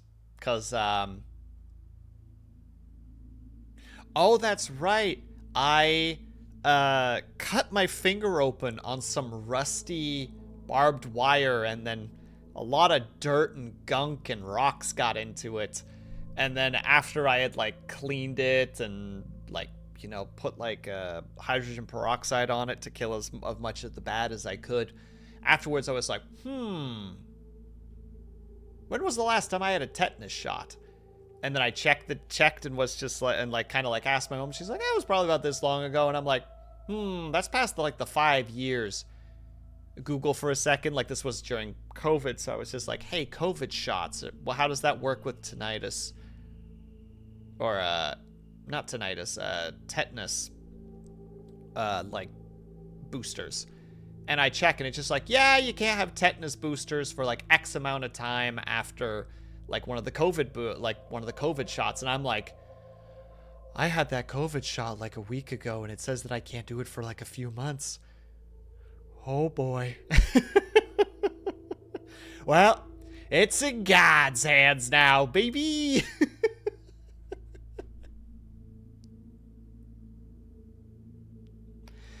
And everything was fine. So I win again.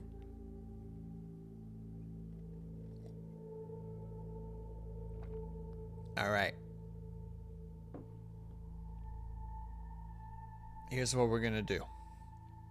That'll be the end of my little story time, and I'm sorry to anybody who got uncomfortable from hearing those.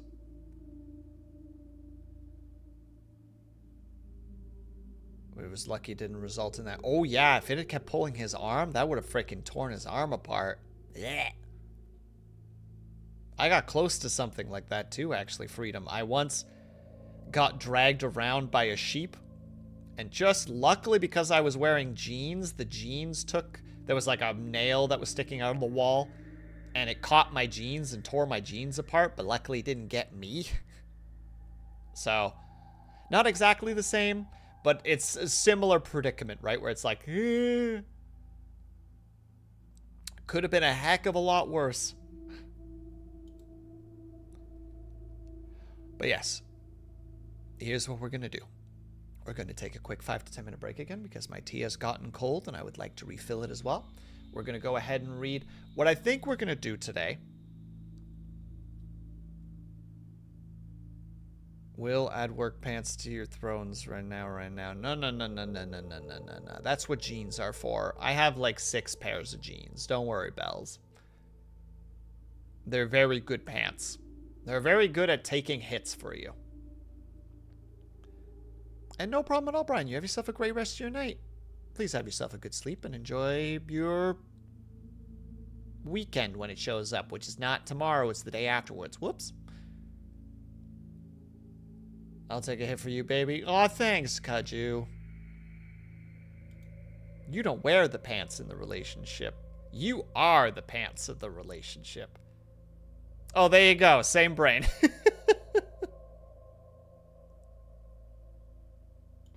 But yeah, here's what we're going to do. We're going to take a quick break so I can refill my tea, etc.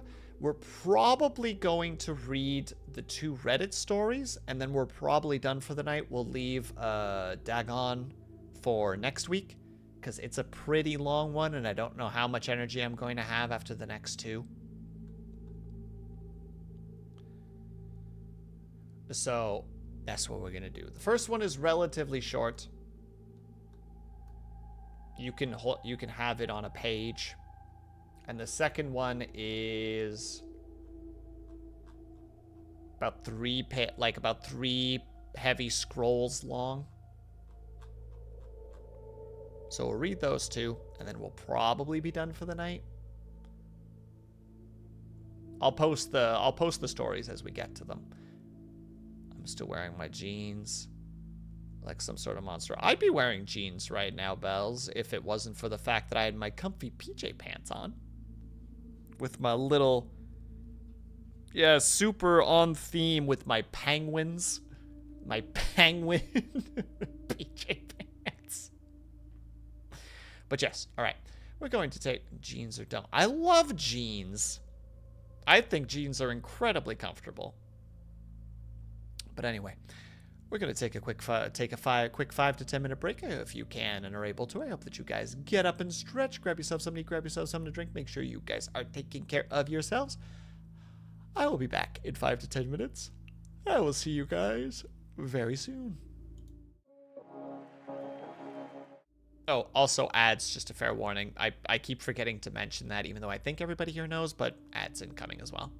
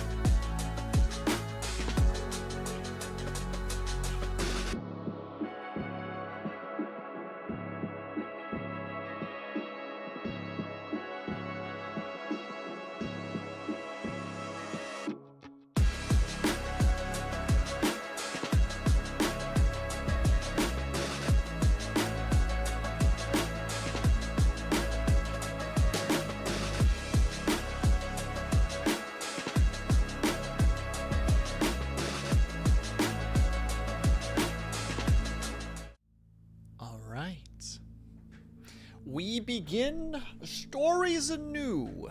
In this case, the story is called, as we've called it before, My Wife Died in 2013.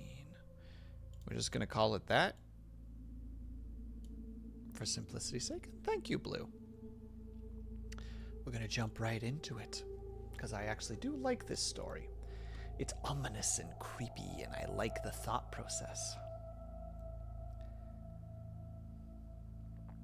Actually, no, hold on. I need to write current story because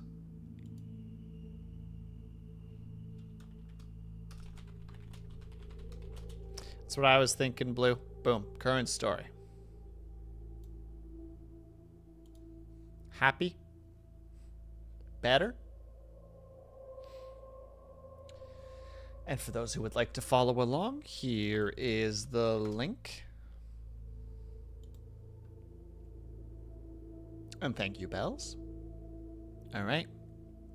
I'm going to go back here so that I can have that open. The thing. Head pats. Blue. I'm trying to read a story.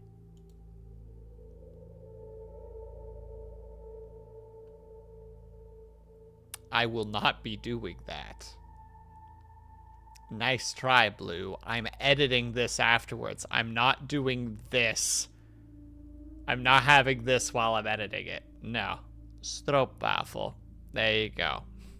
You got what you wanted. Get patted. Heck you, Bells.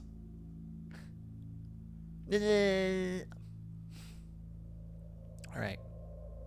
So everybody, I hope everybody has the story up should you wish to read along.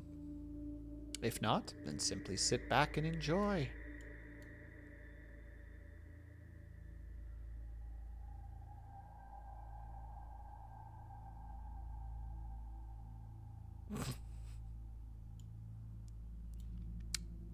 Thanks, Geekbot. Alright, everybody. Here we go. It's a short story.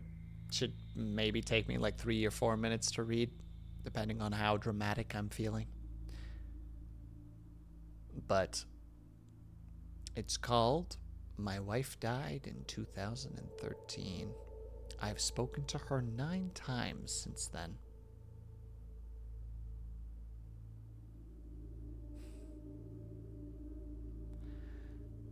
I check my watch once more. 2 minutes. I pulled up a chair next to the wall phone that my old house still had. I felt butterflies in my stomach, which bothered me. I mean, I had done this so many times that you'd think I'd get used to it. But I just couldn't. It just made me feel so uncomfortable. 1 minute. I glanced over the paper, which was filled with questions I had pre-written for this moment. I knew I wouldn't have long when it finally happened, so I was prepared. A lot of trial and error had brought me here. A lot of trial and error had brought me to where I was today. I was not about to waste another year just waiting. Like I didn't know exactly why this was happening. Like I didn't know exactly why this was happening. But I sure as hell was going to make the most of it. Excuse me. Blech.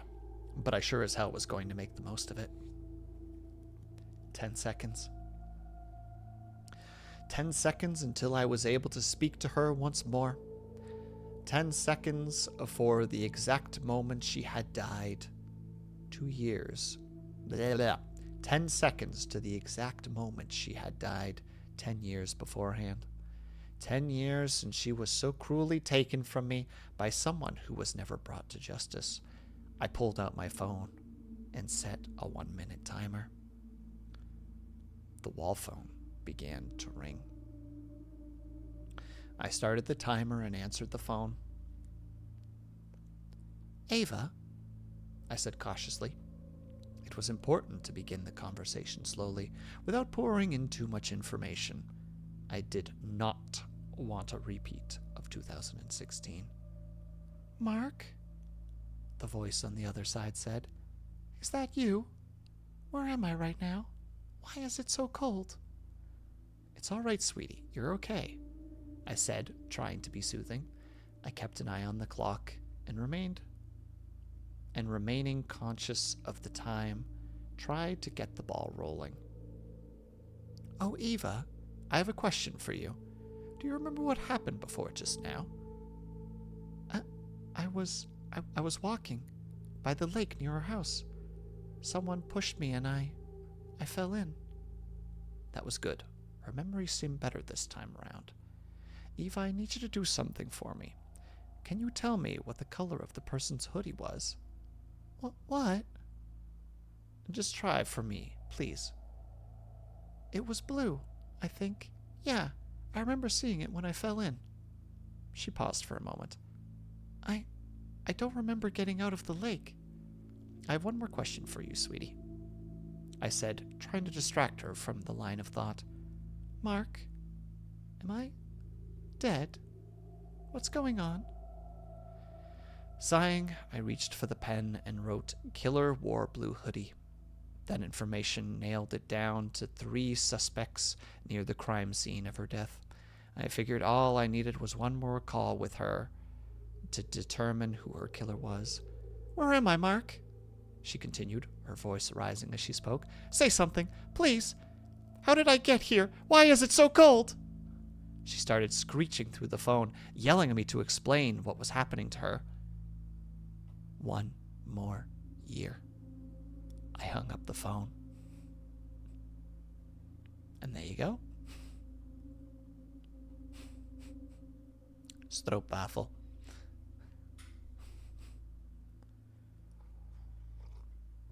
See, I like that story. That's a great story.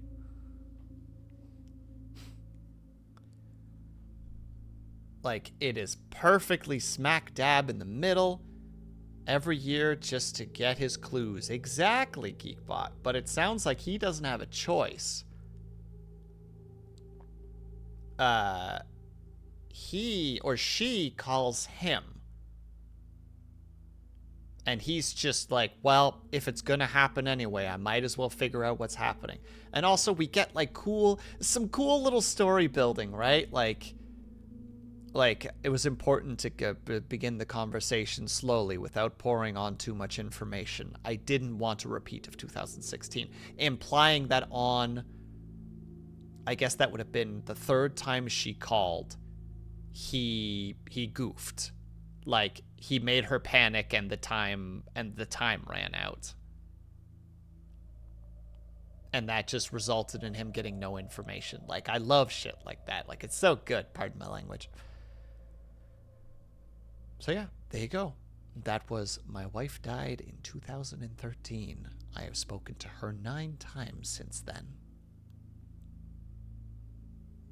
Yeah, it's really good. I dig the heck out of it. It's a great little story. Nice bundle with lots of questions, but a lot of answers. Very nice. I like it. All right, then.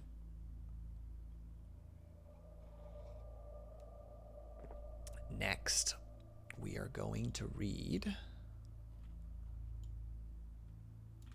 Grab this. Go here.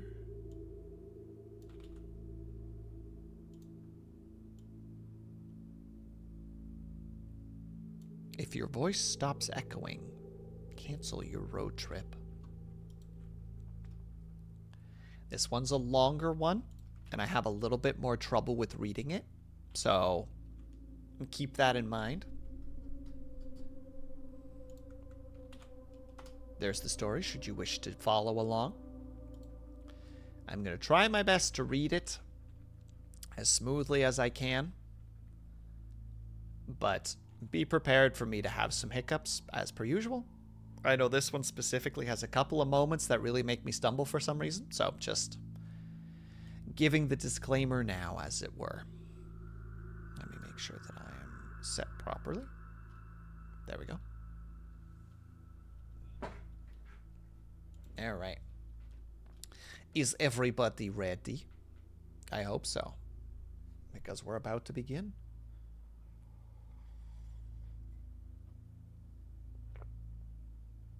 As the eerie music escalates. Oh, good call, Geekbot. Let me check to make sure how much time I still have on here. Oh, lots of time. Perfect. All right. So, I am not saddened by the recent passing of my grandfather. Rather, I'm compelled to share the way I knew him best. I would not be here today if not for him. The entity came for me when I was 8 years old, and there was no way I would have survived if anyone else had been driving.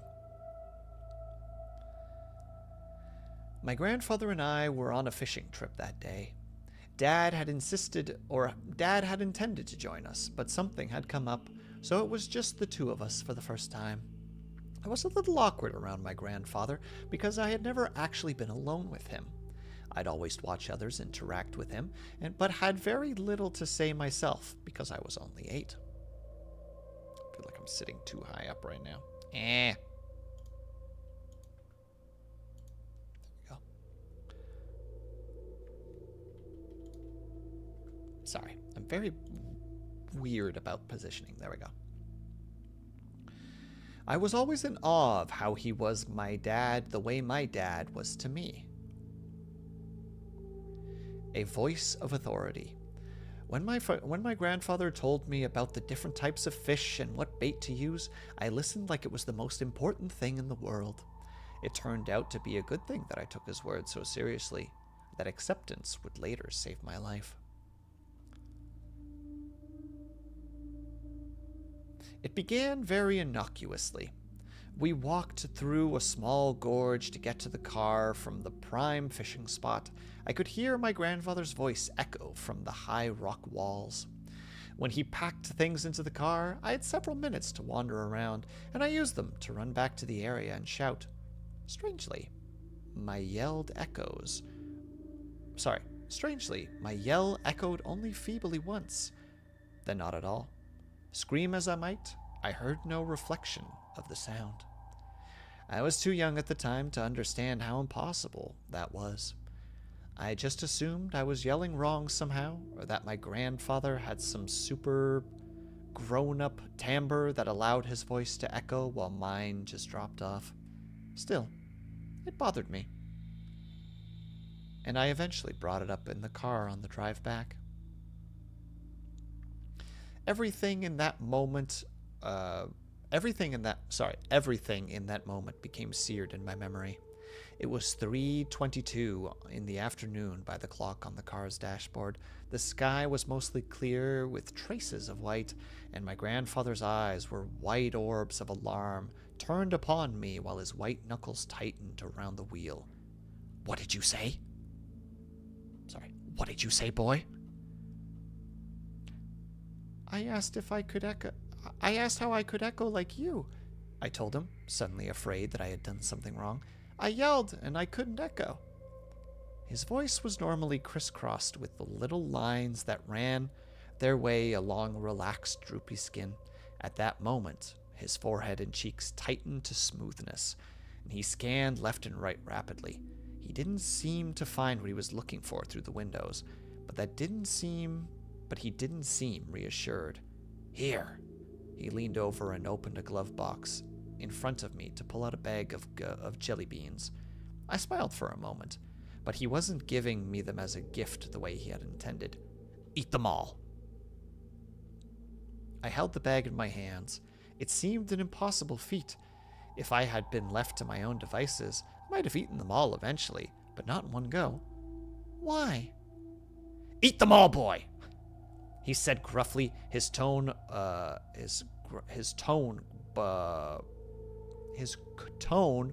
brocking no argument. I began stuffing the jelly beans in my mouth.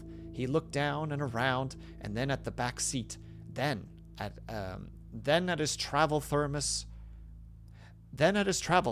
in the cup holder between us. He thrusted it into my hands to join the spilling bag of jelly beans. Drink this, all of it. I'm not allowed to have coffee, I told him. Mum, he cut me off. Your mother will understand. Drink it. I know it tastes bad, but down it all. His gaze refocused on something beyond me, and I turned my head to the window to see the forested hills rolling by in at various apparent speeds based on their distance. The furthest hill out on the horizon hardly seemed to move at all, though I thought I spotted a small speck atop it. My grandfather gripped my shoulder with one hand. "Drink, boy, drink, and eat those jelly beans. You need the sugar and the caffeine. It's going to try to make you fall asleep. Don't let it." To say I was scared was an understatement. No part of me thought that this was some prank of some sort. He was too reserved and austere a man for that. The coffee tasted horrible, but I gulped it down until nothing was left. After that, I began swallowing jelly beans whole until they were all gone. I looked to my right. The speck in the distance was still out there, but now one range of hills closer. It was still tiny, but now held movement akin to something waving back and forth. I looked at my grandfather in Askin. He, in turn, looked away from the thing in the distance to focus on my face. He breathed in through his nose and turned forward, determined in a way I had never seen him. His legs moved. The car began to accelerate. We had already been going the speed limit on an empty highway. The sugar and caffeine and fear began to have their effect on me. I felt my cheeks and forehead warming and my hands growing clammy. I asked, "What's going on? I'm scared." "Be scared," he breathed, his eyes on the road as he continued to hit the gas. I could see the needle pushing 80. "That'll keep you awake, this godforsaken thing. It came for your grandmother. And it started the same way. Just before a long road, we noticed her voice stopped echoing." His face contorted into a fierce mask. But the cars are a lot better now than they were back then. I won't let it get you." My back began forcefully pressed into my seat as he put the gas to the floor. I watched the needle pass 90, and then I looked out the window again. It was even closer, now visible as the silhouette of a man running up hills, between trees, and over barriers, and over boulders parallel to us. "It's still out there!" My grandfather grunted angrily and audibly slammed his foot down. I held onto my armrest and the door handle in terror as our car topped 100 miles an hour and began to shake. It felt like we were a barely controlled projectile, far beyond any limit of safety. I was terrified the highway would suddenly stop being empty and we would smash into a car or a truck ahead. And even though the overwhelming fear and adrenaline, a chill tiredness began to seep up my spine. My eyes began to feel heavy, and I briskly looked to my right. The shock woke me back up. It was on the gravel shoulder of the road now, completely visible as a black humanoid silhouette running at incredible speed alongside our car. In the moving pitch darkness, I could see lit pinpoints that made it feel as if I was glancing at the night sky itself. The afternoon sun burned in the sky above, and behind it there was no effect. I stared as its blurred feet began to pedal across the painted line at the edge of the road. I felt sleepy again. It was running parallel to us, but drawing ever closer. "Wake up!" my grandfather shouted, risking one hand off the wheel at 110 miles an hour to shake my shoulder. "It's trying to drain the life out of you. Wake up!" He jerked the car one lane to the left and still pressed into my seat by the acceleration. I stared down at the hypnotic dashes in the middle of the road. Bit by bit, black feet began landing between each dash, keeping pace with us.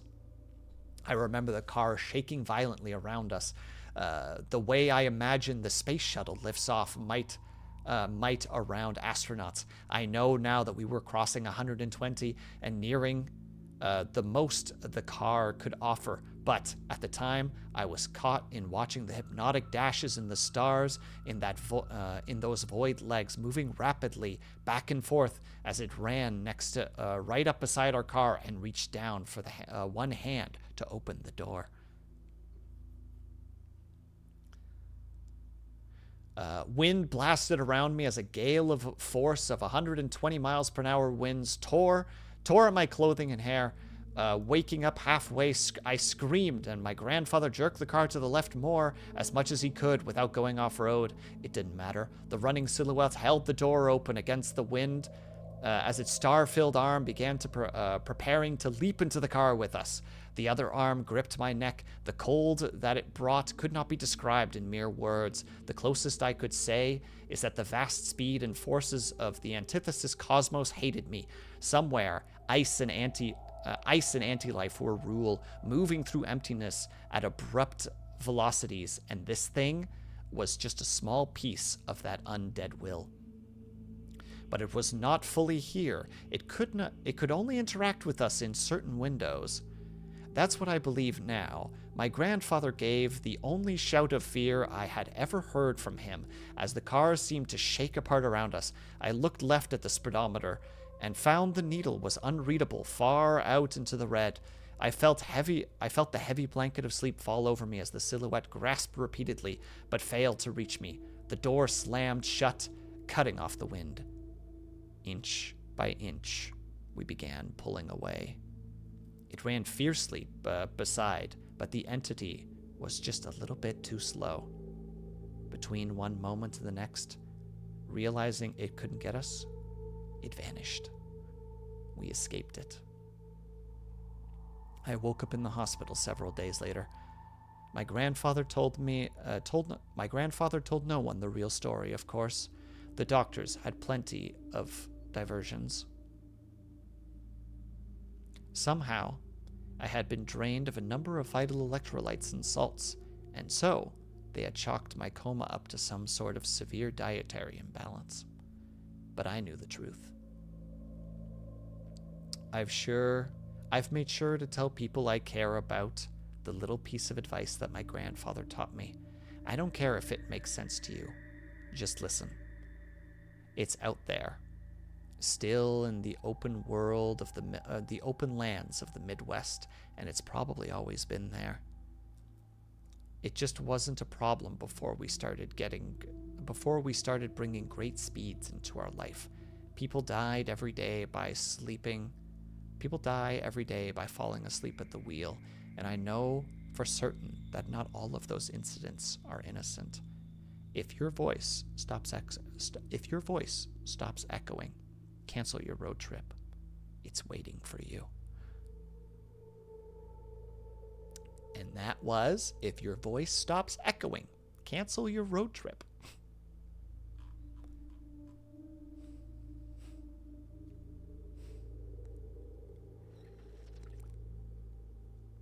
That was a good one. I enjoyed the heck out of it.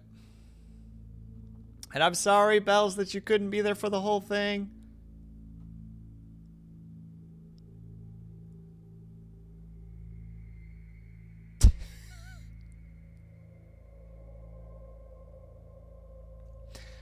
Nice, Freedom. Did your voice get tired? No. Why? But there you go. We did another one. But I am definitely going to be drinking my tea a little bit more. And we're probably going to not do the last one. I don't think... I haven't been on Reddit in many years, and many of the no sleeps I had were longer series or far too graphic for stream. So it was hard to find this one. It was a good one. I know you posted another one as well, Eccentric, that I haven't read yet, but I know it's like a 4-parter, and I'm like, Part 1 is already like as long, if not a little bit longer than this one, and I'm like, ugh.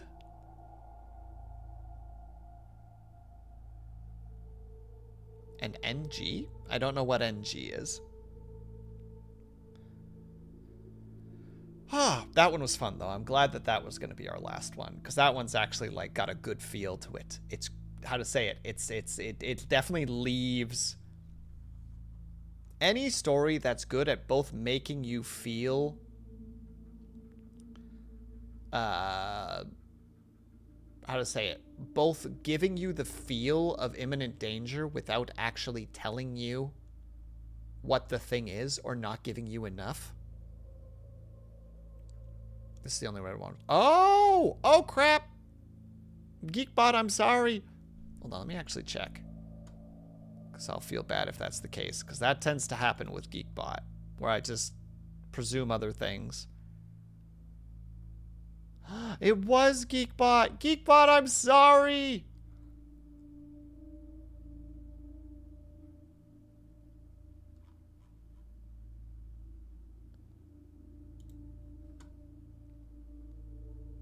I got a phone call, so I missed last. Sorry. I'm sorry, Blue. It was the best one.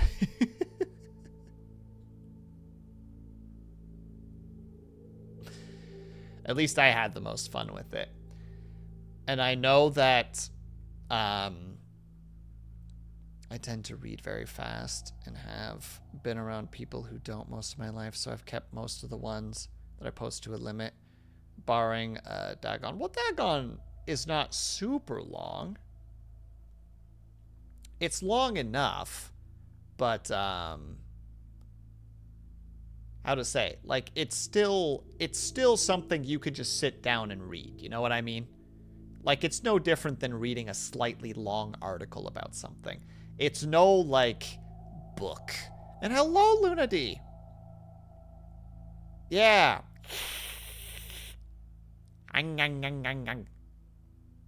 Love your grandpa impression? Well, thank you, Ruby. That's why I still suggest it. Like, if it was up to me, if I had the attention span for it, I would read longer stories like Call of Cthulhu, you know? Like, that's something I would like to read. I haven't read it myself yet, but it's long. You know? Like, it's a short story, but it's a long short story. You know, it's no, my wife died in 2013. Like, that's one that you can read in a quick sit down. You know, that's something that you can eat while eating your lunch. I mean, I guess the same with, like, if your voice stops echoing, cancel your road trip. You should be able to do that too, Strobaffle. Hello, Vitrify. Yeah, but I try to keep people's capacities in account. No, that's fair, Eccentric. I can read for a very long time by myself. And yeah, sorry, Vitrify. I want to actually, like, edit the stories into YouTube videos.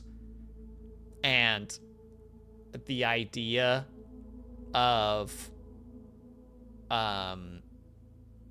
getting constantly interrupted by pillow throws and like stretches and hydrates and stuff, I'm like, okay, we're just gonna turn those off for now. Just for my own sanity. But just for safety's sakes, I'm gonna turn them back on because I don't want to forget to turn them back on.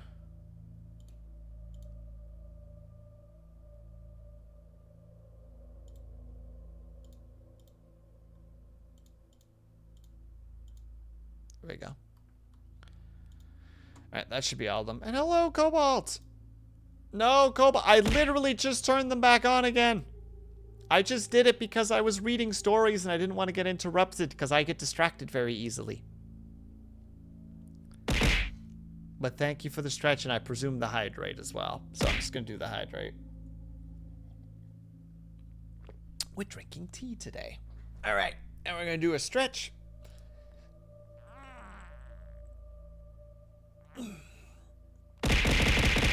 Oh.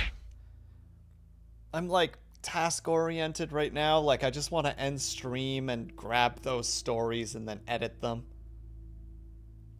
Oh, did I actually pick the right one? Oh my god, Blue, I accidentally picked the right one. Let's go.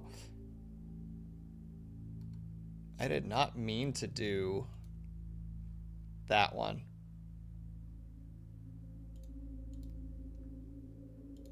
But I'm glad that it's there. Spoopy. Straight spoopy. Oh. And how are you, by the way, Cobalt? I hope that you're having a good week so far. I hope that you're enjoying your time off and that you're taking the time for yourself. You better be.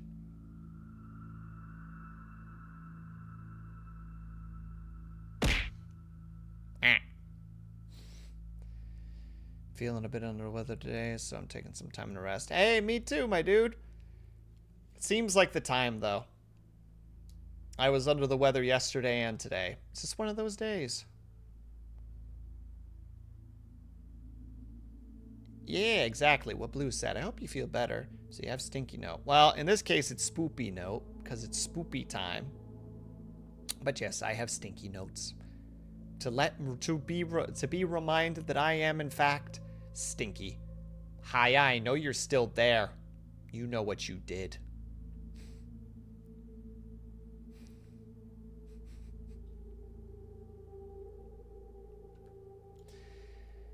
All right, let's see here.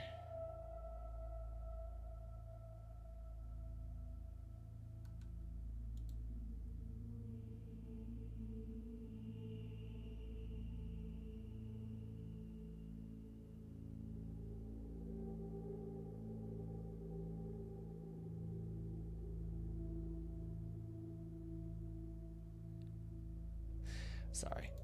Somebody's playing that one game right now.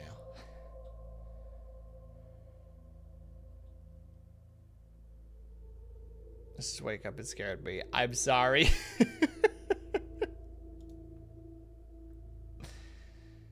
Okay. I'm going to let you guys choose where we're going to go. Actually, no. We haven't gotten to raid Pandemonium in so long. I'm taking an objective approach. We're going to go say hello to Pandemonium because I have the... That's the point, Will. Don't apologize. I will apologize. I'm sorry. I'm sorry.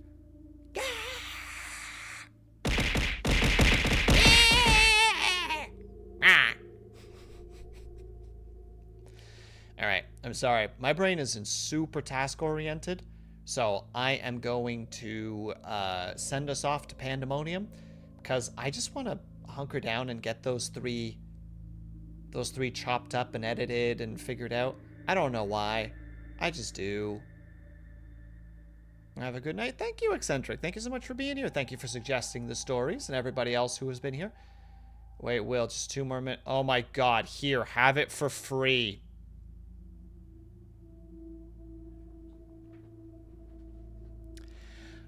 We'll say our farewells now while this is happening. I'm being generous right now. So, we're going to raid Pandemonium. Stroopwafel.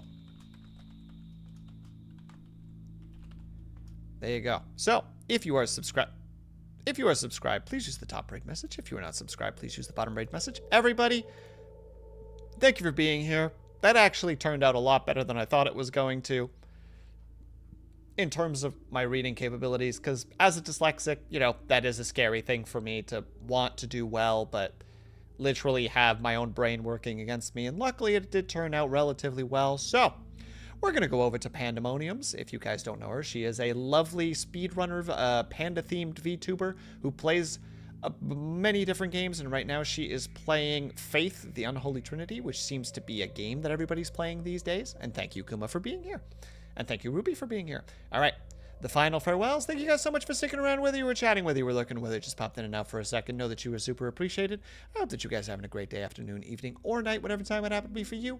I hope that you guys are taking care of yourselves. I hope that you are drinking plenty of water. And when you finally do sleep, whatever time it happened to be for you, I hope that you have a very restful sleep.